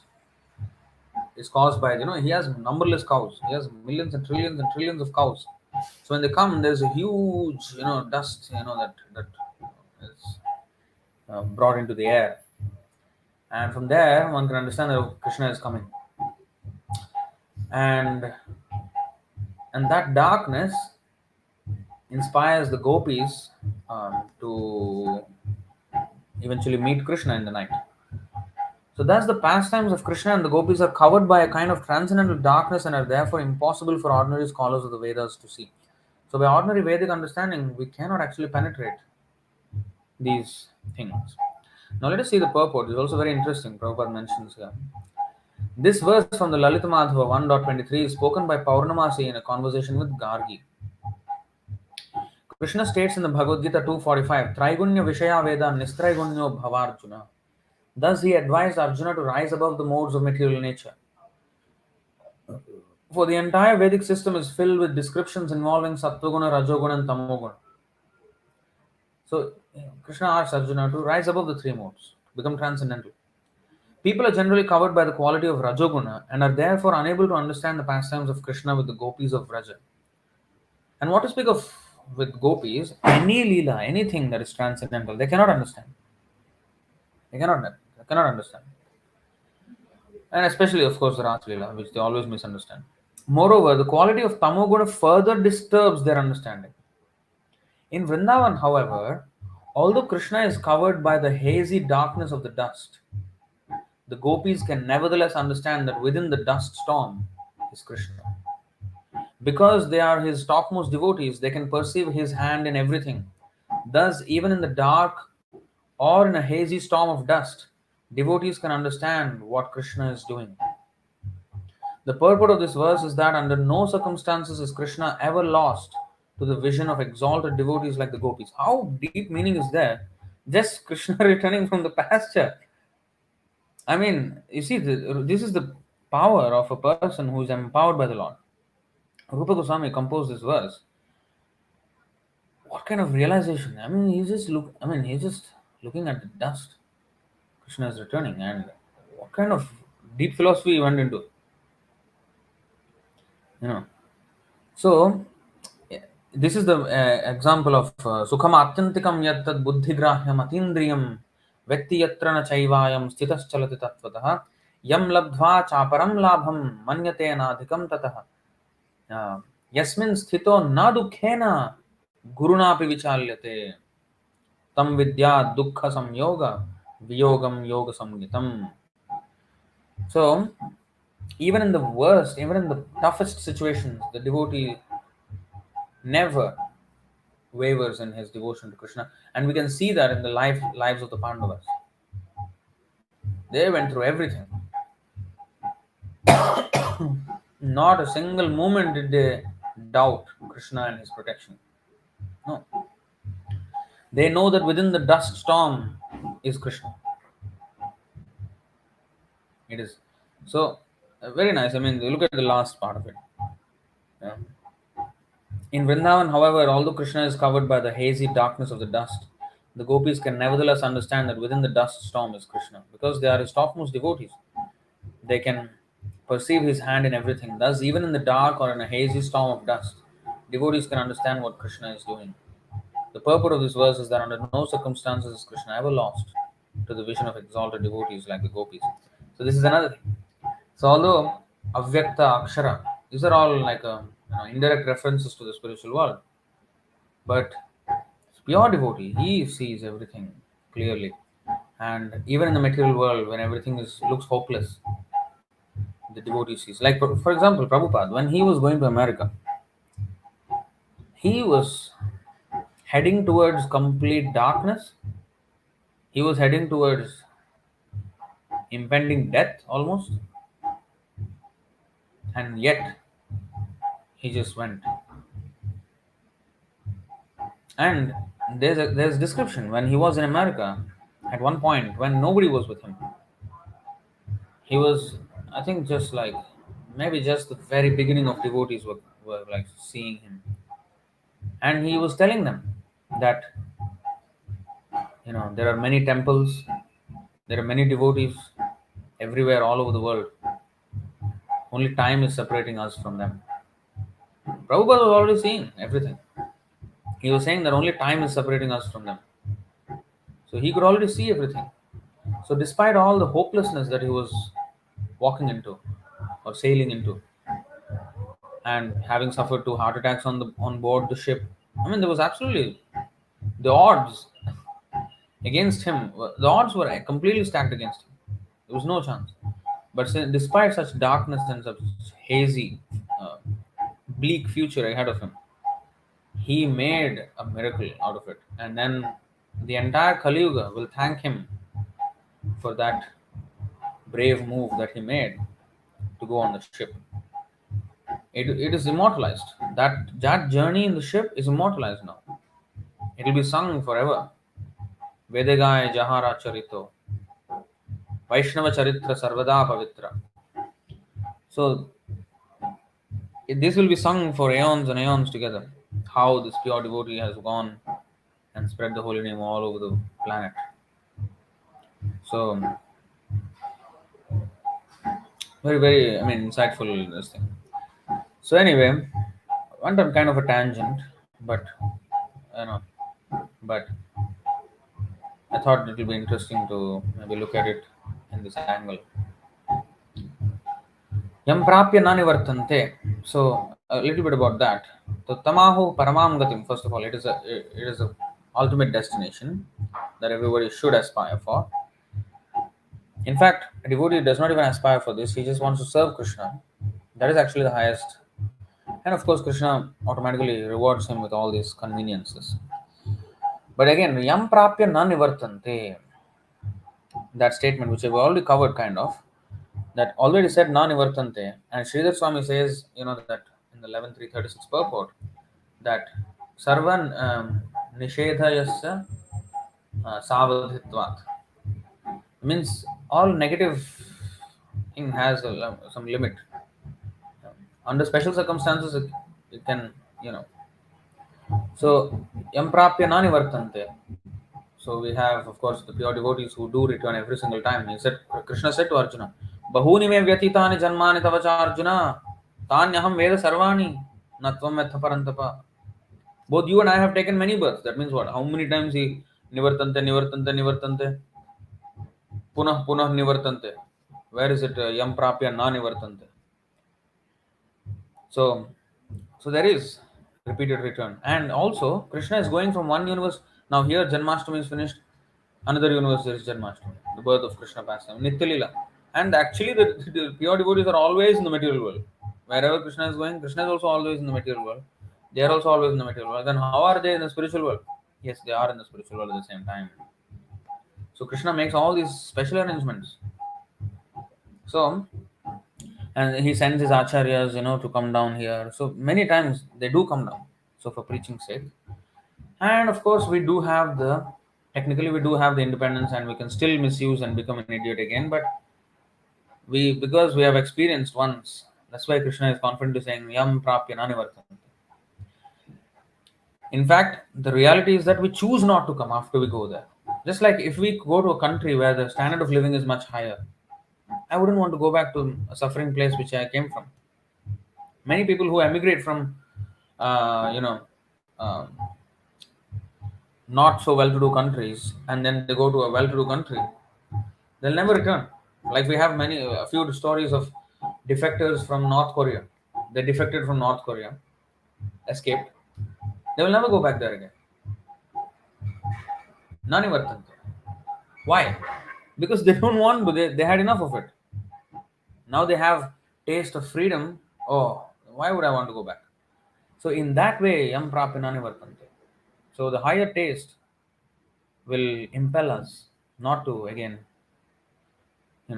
do something as stupid as return to this material world. Dhāma paramaṁ. So I'd like to stop here. Any questions? I think there are some comments and questions.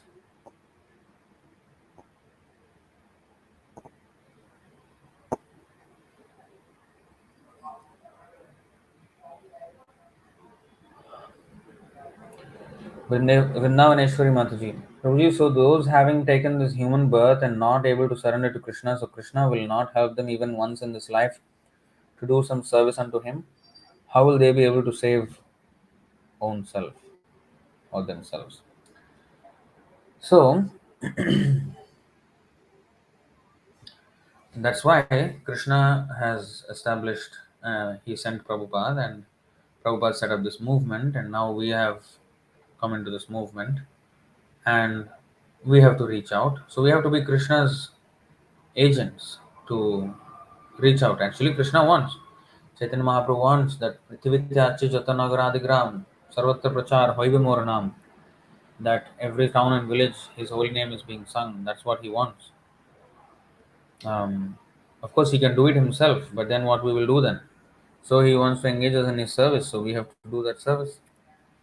Of course, he likes everyone. In fact, he likes us more than we do. We don't like him at all. That's our problem.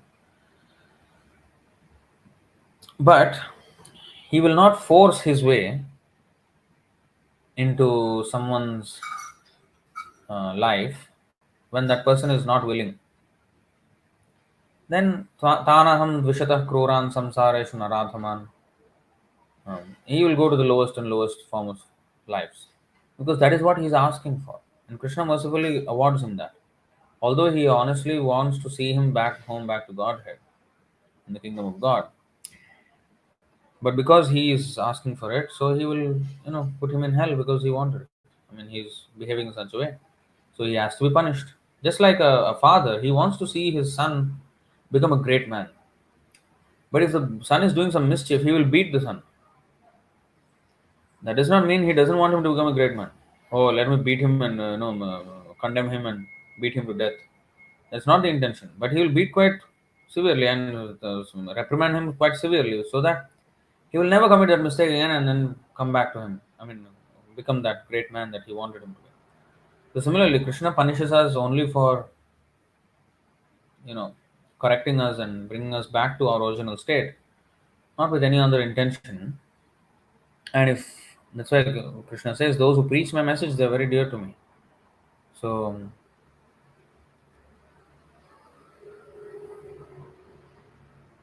if they don't surrender to Krishna, of course they cannot. Ye yathamam prapadyante tam tathaiva bhajamyaham. As we surrender, so much Krishna will reveal himself. If they don't surrender, then he will not reveal himself. Because they did not ask for it. If he reveals himself, why is it said that the ninth offense, don't preach to the faithless? Because when you preach to the faithless, they will become more and more antagonistic. So better just leave them alone. Don't increase their offense. By facilitating their offense, you are becoming offensive. So that is why not to commit the ninth offense. But then everybody is faithless, then how to not preach to them? Well, some are innocent, some are envious. So the envious are the ones we have to avoid, the innocent we have to capture. And how would we know who is envious and who is innocent? So we will have to actually start somewhere. We should start our preaching, and then we can see the reaction, and then we can judge whether they're innocent or whether they're envious. Of course, if it is envious, it's not that immediately I give up. I have to, of course, make my point clear, and after some time, if he is just not seeing or not accepting the explanations, just arguing for arguing's sake, then we know, okay, he's envious. Some people actually may argue, but actually they may be, innocent. They don't know. Or then how would we know whether they're innocent or envious? It is when we give them the right thing. What is the reaction? Oh, okay, that makes sense. If he says like that, actually he was innocent, but he was arguing. But when he hears this, oh yeah, okay, that makes sense. So if he's accepting, that is different. Some people argue, and you explain to him very clearly, and still he argues. Okay, this guy is idiot. Go. So that is how.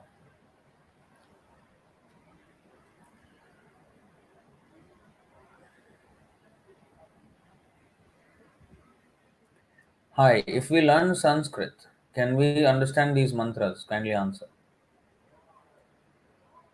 The secret is not in Sanskrit because there are many Sanskrit scholars who misrepresent, who misunderstand. Sarvepalli Radhakrishnan, perfect example, completely misunderstood the Bhagavad-gītā. So, why did Krishna choose Arjuna? He was not really a learned scholar. He was a great fighter. He was famous for fighting, not for the big pandit. Like Keshav Kashmiri or Sarvabhauma Bhattacharya or Prakash Anand Saraswati. They were great pandits. He was not like that. And he was not like some sannyasi, some brahmachari, some yogi, nothing. A worldly man, a king, and four wives, all opulence under his command. And Krishna spoke to him. Why? Because bhaktos me sakha Vedeshu durlabham. From the Vedic mantras, even if you're expert, you study them, you're expert Sanskrit scholar, you cannot understand. You cannot understand. Cryptic.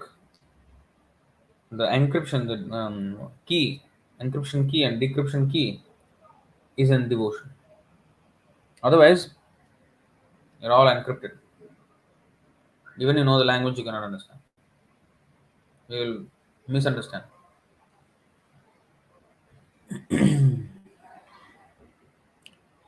Dinesh Borana हरे कृष्णा जय गौर हरि कृपया अपने इस अति तुच्छ दास का सादर दंडवत प्रणाम स्वीकार करें. Okay.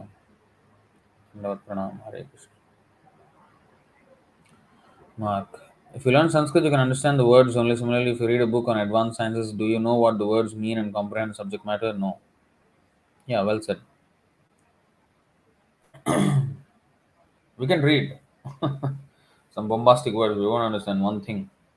Even if we look at the dictionary, we won't still understand. Even if you see Bhaktisiddhanta Saraswati Thakur's books, he wrote in bombastic English. If you did not read Prabhupada's books and really understood Prabhupada's books, at least to an extent, if you read Bhaktisiddhanta Saraswati Thakur's book, you're never going to understand one single word of what he's going to say. Only with when you understand Prabhupada's books, then if you read Bhaktisiddhanta Saraswati Thakur's books, you can understand. So otherwise, it's just a combination of words which mean nothing to you. No. Mark, who we must take to the authorities and listen so we can comprehend as it is. The words are useless by themselves. This is the message of this class, bro. Please listen carefully. That's true. The whole point of today's class is exactly that. It's not in the words. It is the descending process, and by the mercy of the Acharya. And you see, many people are even reading Prabhupada's books and still not understanding. Why? Why? Because when I don't surrender, when I don't submissively hear, I have my own way to hear. That will not be. Pure devotee is perfect. I mean, his knowledge giving is all perfect. But if my reception is not perfect, then I will not. I will not understand. Even if a pure devotee is talking, I will not understand. Submissive, pranipadena pariprasnena sevaya, shraddhava labate jnanam, tatpara samyatendriya. So these are the qualifications of a disciple, and then only we can understand really. And we have to be prepared to act according to those instructions. Otherwise, they will bear no fruit. Ayatayamani. You know that? Chandam sayatayamani.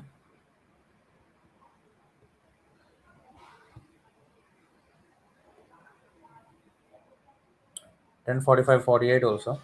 Gacchatam swagraham virau kirtirvam astu pavani chandam syayatayamani bhavantiha paratracha. O heroes, now please return home. May your fame sanctify the world, and may the Vedic hymns be ever fresh in your minds, both in this life and the next. And this is the other one. Tushtoham bodvijashreshthah satyaah santu manorathah chandam syayatayamani bhavantviha paratracha. You boys are first class Brahmanas, and I am satisfied with you. May all your desires be fulfilled. And may the Vedic mantras you have learned never lose their meaning for you in this world or in the next. So, purport. Cooked food left sitting for 3 hours is called yatayama. This word we will find in the Bhagavad-gītā 17:10. Food in the mode of ignorance.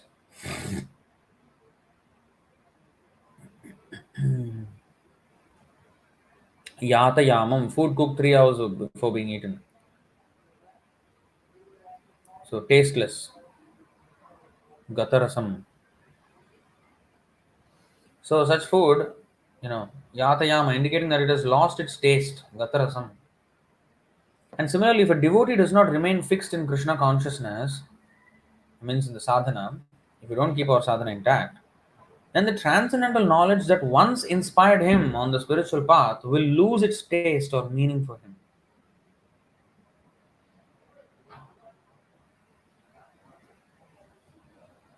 It's very, very important. So that means even though we hear, if we don't act, if we don't keep up the sadhana, if we don't keep up the practice, even if it has inspired us once, it will not inspire us anymore. That's why. Like for example, Bharat Maharaj. He did not consult a spiritual master when his mind was going astray. And he lost his taste for transcendental realization and got his taste for some deer. And he became a deer. Then he was like, oh dear.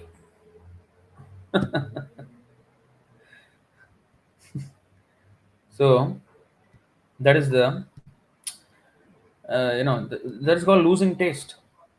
Of course, Krishna is kind. That even if we fall down, he will revive our thing, our devotional service. But that will be a huge gap. We will temporarily lose taste for quite some time. It can be lifetimes, many lifetimes.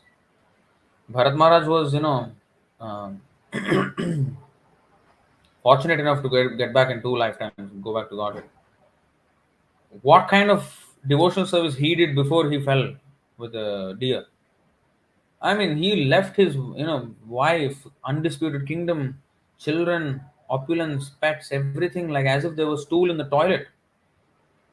I mean, what kind of exalted devotion he must be having? So from that platform he fell. That's why it only took two lives. We are nowhere close.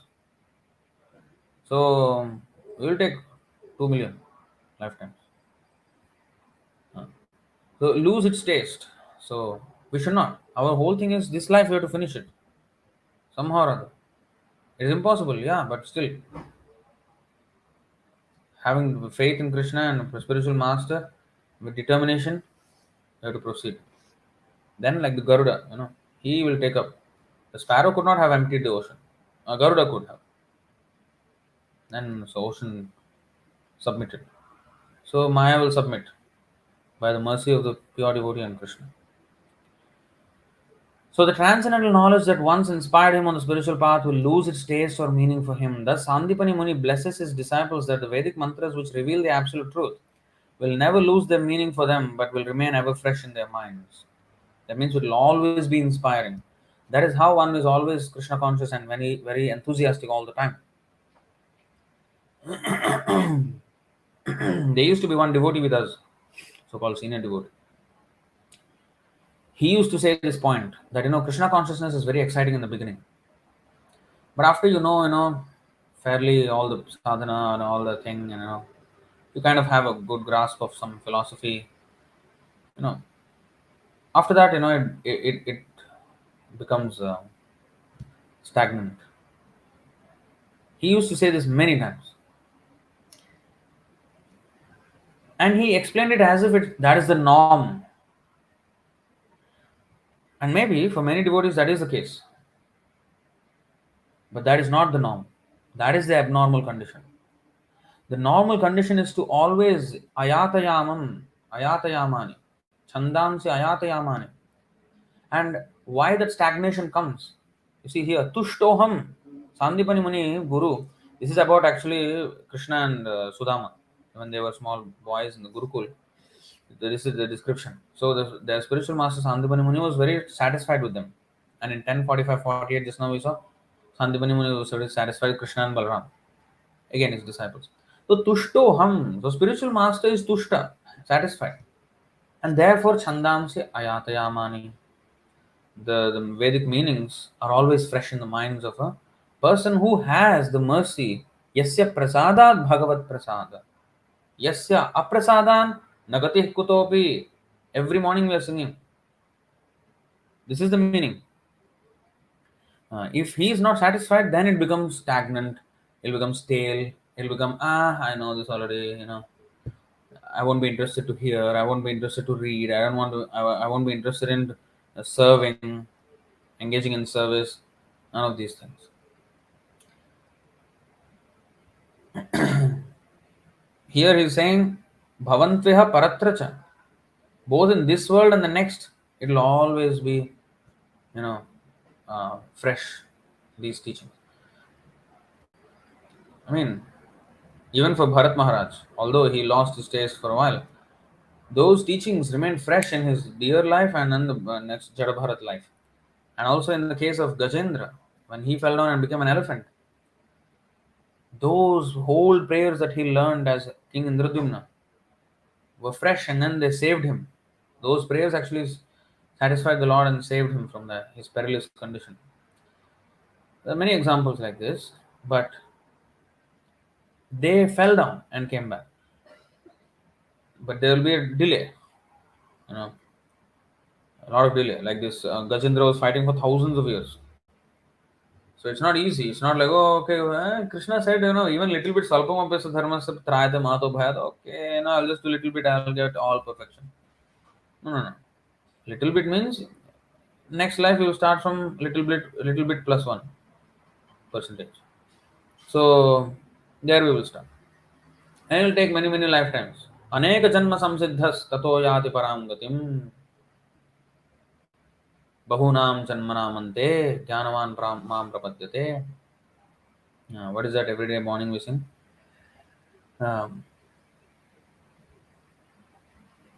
Bahu, what is that? बहुजन्म करे यदि बहुजन्म करे यदि श्रवण कीर्तन तबु त ना पाए कृष्ण पदे प्रेम धन तबु त ना पाए कृष्ण पदे प्रेम धन Adi Lila 8.15. What is that? We can chant for millions of lifetimes. बहुजन्म करे यदि श्रवण कीर्तन तबु त ना पाए कृष्ण पदे प्रेम. You will not get love of God. Why? Yatayamam, no taste, stale. Rupa Goswami is saying, I want thousands of millions of tongues. We are saying, why this one tongue, why I have to chant? You know. So this is, that's why Chaitanya Mahaprabhu in the second verse of Shikshashtaka, Durdaiva midrisha mihajanina anuraga, na anuraga. I don't have anuraga, I don't have attachment for the holy name. It's my misfortune. And it is not simply, oh, yeah, misfortune. We have to feel it. I mean, we have to really consider our fortune and our misfortune. I mean, we may not have such, great ecstatic feelings of, feeling that, oh, I'm misfortune. That's actually a transcendental ecstatic feeling. But we should really understand our misfortune. I mean, I have no attraction. So, just chant. And of course, Shravanam should be there, hearing and reading.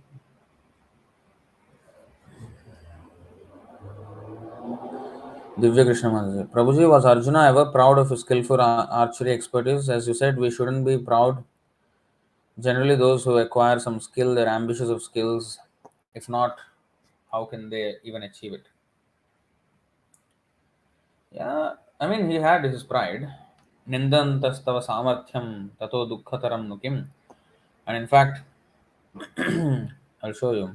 Krishna actually points to that pride of Arjuna. But pride, when I said that, that is not pertaining to actually this. Anyway, let me show you. These three verses, 234, 35, and 36. अकीर्तिं चापि भूतानि कथयिष्यन्ति ते व्ययां सम्भावितस्य चाकीर्तिर्मरणादतिरिच्यते.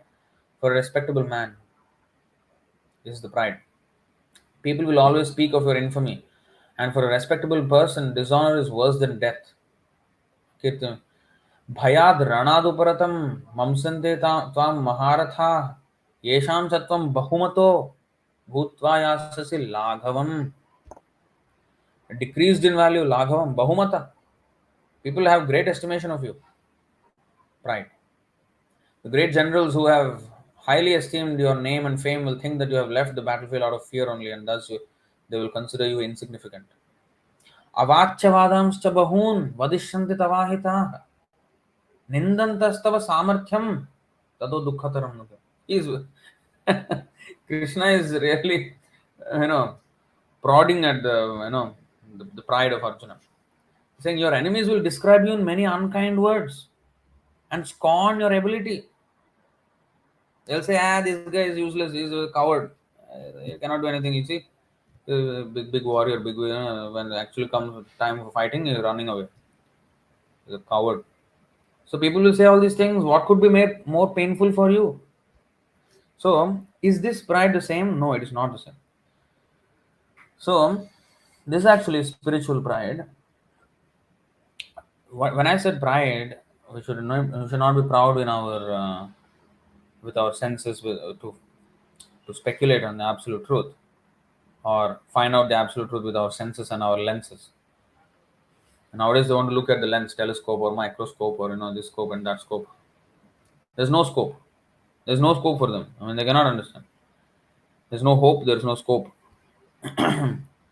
So, so with our senses and our lenses, we cannot understand the Lord. So,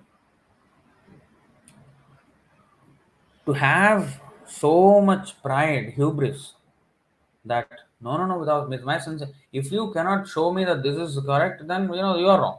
Your Vedas are wrong. To that means what is reality is my experience of it. If I experience something different from the Vedic statements, then my experience is taken as the basis, and the book is judged whether it is correct or wrong based on my experience. So that is the pride I'm talking about. To have so much pride that to consider this as the validating factor, validating you know um, criterion, rather than the statements of the Vedas, and trying to judge the statements of the Vedas based on our perception of our by our senses. So that is what I'm saying.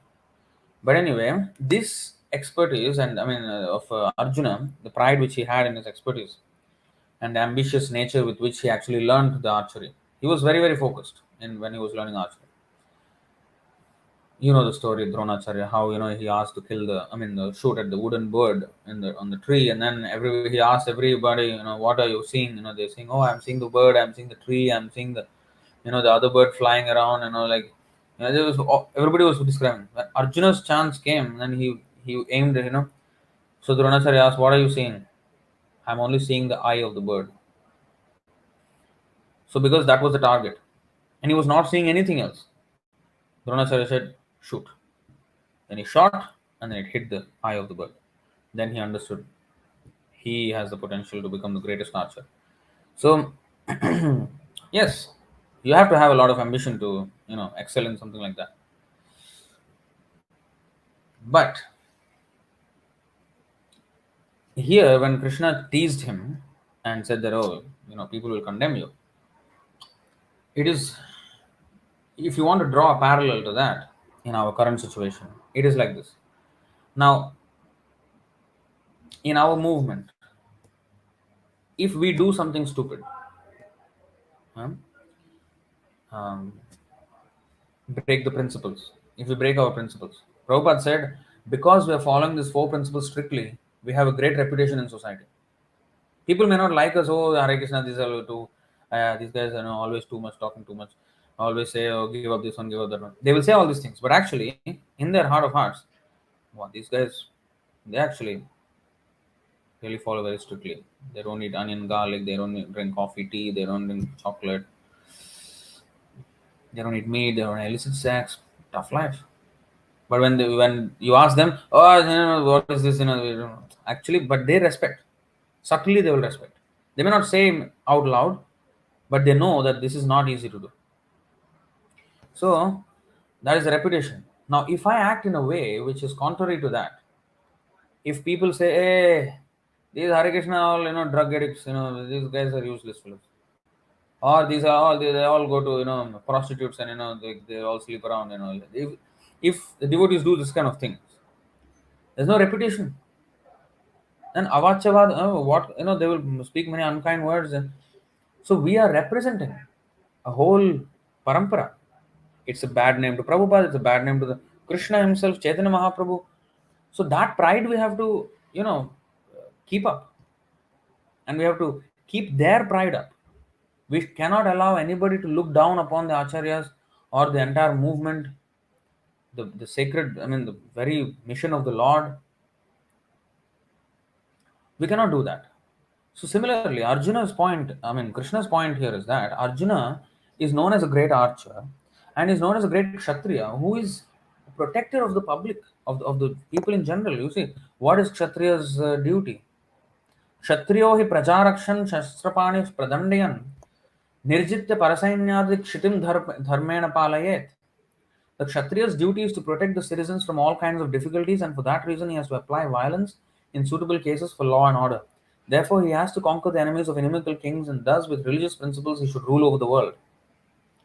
So, this is his mission. Like our mission is to preach, Arjuna's mission is to fight and rule according to Krishna's injunctions, according to Vedic principles. Now, if he runs away from that, like if we are preaching, if we're supposed to preach and we run away from preaching and talk some mundane motivational talk, what is that?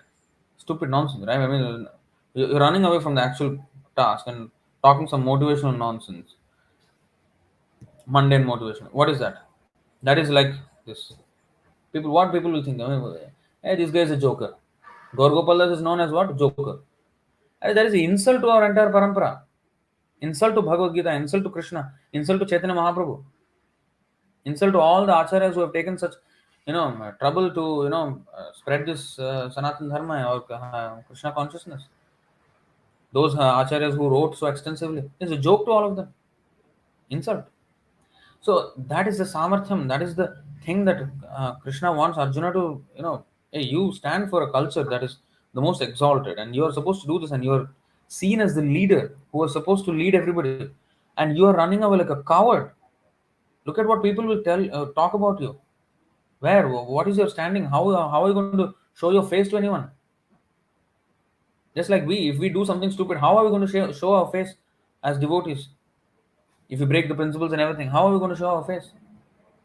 So there is a pride that we have to uphold. The pride of the parampara, the pride of the sampradaya, the pride of Krishna, Chaitanya Mahaprabhu.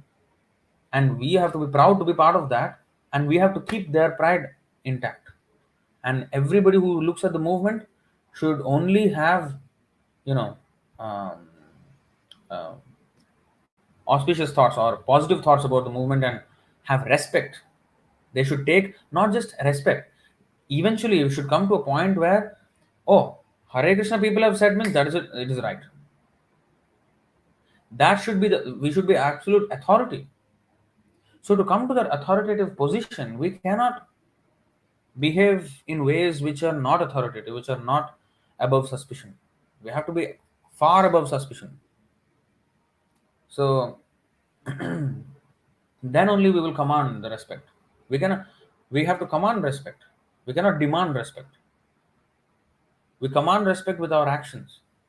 If we demand respect without having any qualification, oh, you must respect me because I'm a devotee. Rascal, who will respect you? People will think like this. What kind of pride he has, useless fellow, doesn't even know, no humility at all. But person who has actually good qualities, they will actually gain respect. The other way, today actually I was reading another place that when a devotee serves Krishna, I think it's Bhaktisiddhanta Saraswati Thakur's article or somewhere. So, or maybe one of the purports of Prabhupada. When a devotee serves Krishna out of sincere devotion, Krishna is pleased by such devotion. Not only that, he empowers that person to, you know, in such a way that his devotion and his service is known to everybody. A devotee actually does not care about his own fame or something like that. But he just wants to serve the Lord. And the Lord will make arrangement that his service is glorified everywhere. Everybody will come to know his service, everybody will appreciate him. So the Lord will take care of that. And a devotee, when he gets that respect, there is two ways. Okay, one is, oh, I don't want any respect, that's fine. But when he gets the respect, he uses that respect in Krishna's service. How? He immediately, of course, in his mentally, he offers everything to his spiritual master. But also, okay, if people are respecting me, now I should guide them. If they are respecting me, that means they will hear whatever I say. So I should repeat now the words of Krishna so that people will actually listen and follow. So that should always be used to help the people again in the service of Krishna. You have to serve, you have to use that respect, that reputation we have in Krishna's service. By, okay, if somebody are taking us as authority, that does not mean that, oh, I can do now whatever I want, they will just be my slaves. No, people are not so foolish. They will see through the whole charade. But if we actually use that authority, like Prithu Maharaj, like Prabhupada also, I mean, if you see, they had so much authority. I mean, thousands of people were just thronging to him. They were crying just looking at him. Such kind of aura he had, such kind of power he had. So they gave their lives from a total Western background. I mean, what is their culture? They gave up everything and surrendered to him. That kind of authority, he could have done anything. He could have easily misused. No, but no, he used that authority in Krishna's sense, guided them properly.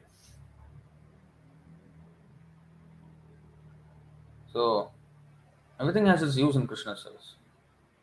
Personally, yes, he's not interested in praise or insult. But if praise comes, then he will use it in Krishna's service. If insult comes, he will also use it in Krishna's service. How? He will not take any you know uh, he will not be too much worried. Oh, this is insult of Krishna. In fact, when Prabhupada was told, oh Prabhupada, the neighbors are complaining to the police that we are making too much noise. Prabhupada said, oh, that's good, that means they have heard the holy name. That means that's why they're getting agitated. So they're insulted, but Prabhupada is saying, oh, that's good, because they heard, that's why they're getting feeling disturbed. So holy name has entered their ears. Okay, purification started. So you see, Krishna service. So everything Krishna service. In fact, there is this. I'll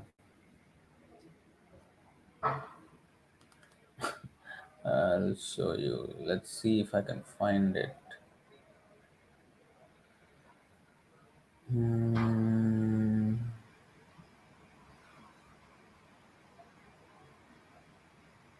I don't recommend this website actually because it's Narayan Maharaj. But this article is by Bhaktisiddhanta Saraswati Thakur. It is everywhere. I mean, it's many places, but I'm just taking this website. This is called Putana. The title of the article is Putana. So it is a very famous essay of Bhaktisiddhanta Saraswati Thakur. Very, very instructive. But let's. We don't have the time to read everything, but you see this last part of it.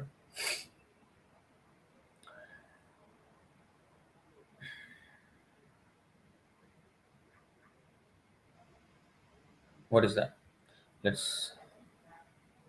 I'm sorry if it is.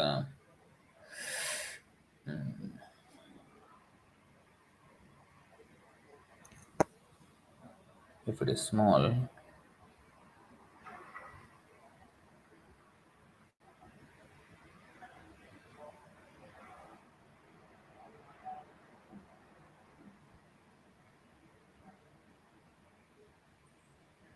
Okay.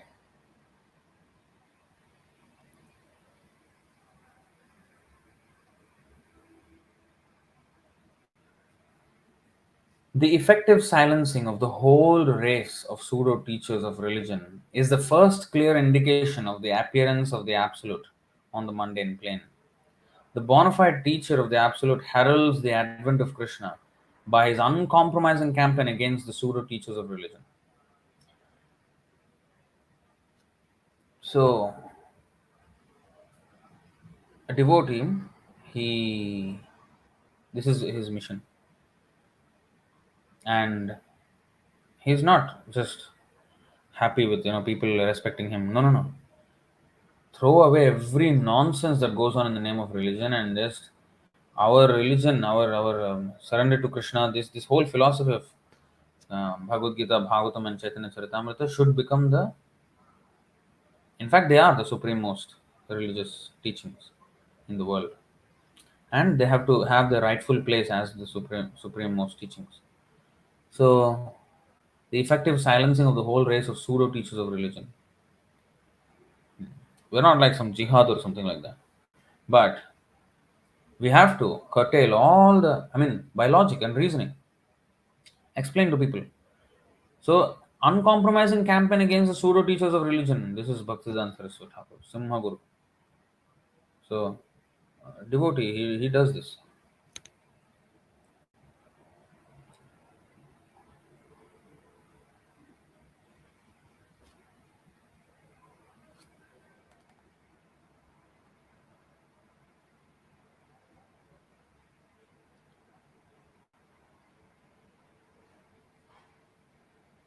Godhuli. I think the word is something else, right?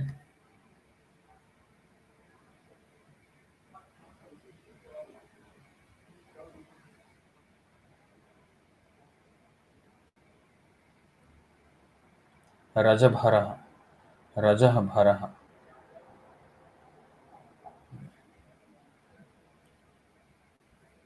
Okay.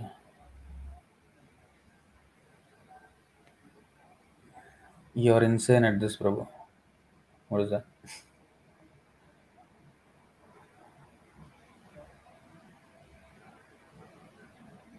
Oh, there's some kind of sound in the background. I don't know what that is. Maybe it's the computer. I don't know what that is. But Prabhuji, then can we pray to Krishna and Prabhupada to help them somehow that they not waste this human form of life because this Krishna consciousness is the only way? Yeah, that should be the prayer of the devotee. That should be the prayer of the devotee, and he has to preach. Prabhuji, even if this envious person still hears some glories of Krishna, will it not benefit him even if he doesn't want to accept? To offend Krishna more and more, that will not be beneficial. So at that time, you have to stop when he's offending.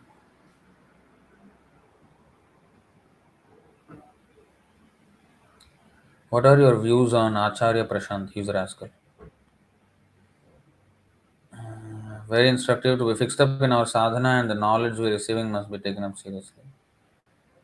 Yeah. Krishna consciousness is the Anandambudhi Vardhanam, increasing more and more. Yes, but only to those who follow the instructions of the spiritual master.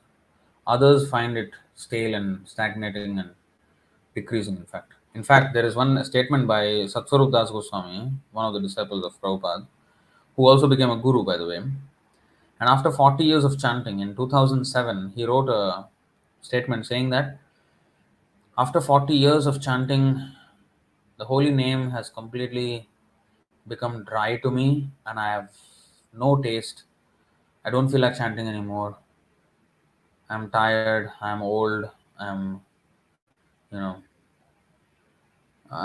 it's pretty much dead to me. That's his words. And devotees are encouraging him to chant at least one round. And he wasn't even like feeling like doing it. 40 years, and he was one of the, beginner devotees, and he was very, very, he rendered some valuable service when Prabhupada was around physically.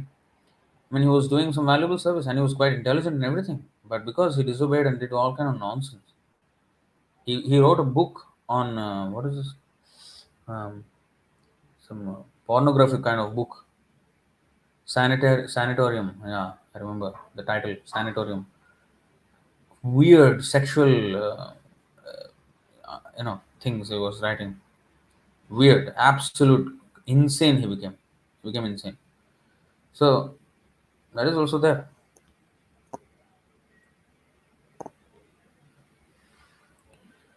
How to get taste in chanting?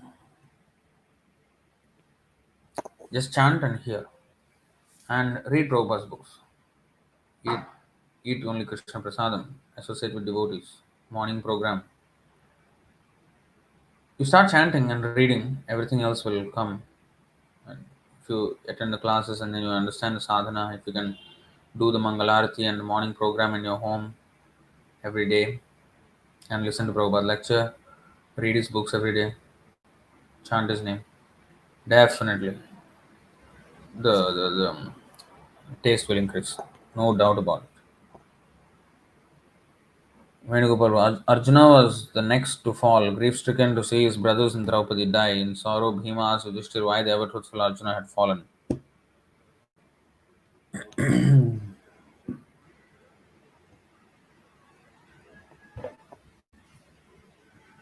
Just before the war, Arjuna had promised to kill all the Kauravas in a single day. For failing to keep this promise made out of pride, he has been obliged to fall to the earth. Yeah, these are all incidental things. You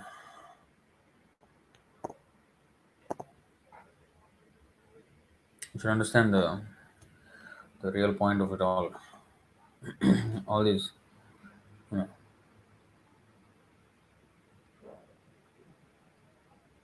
I don't know what you're quoting it from. From Mahabharata, is that? I don't.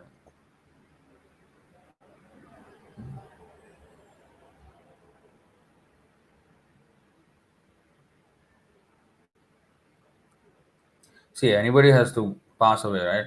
So some or the other reason, Krishna got a hunter who shot him. I mean, these are all just to bewilder atheists and bewilder the materialists. The real truths about the devotees will be understood by the devotees.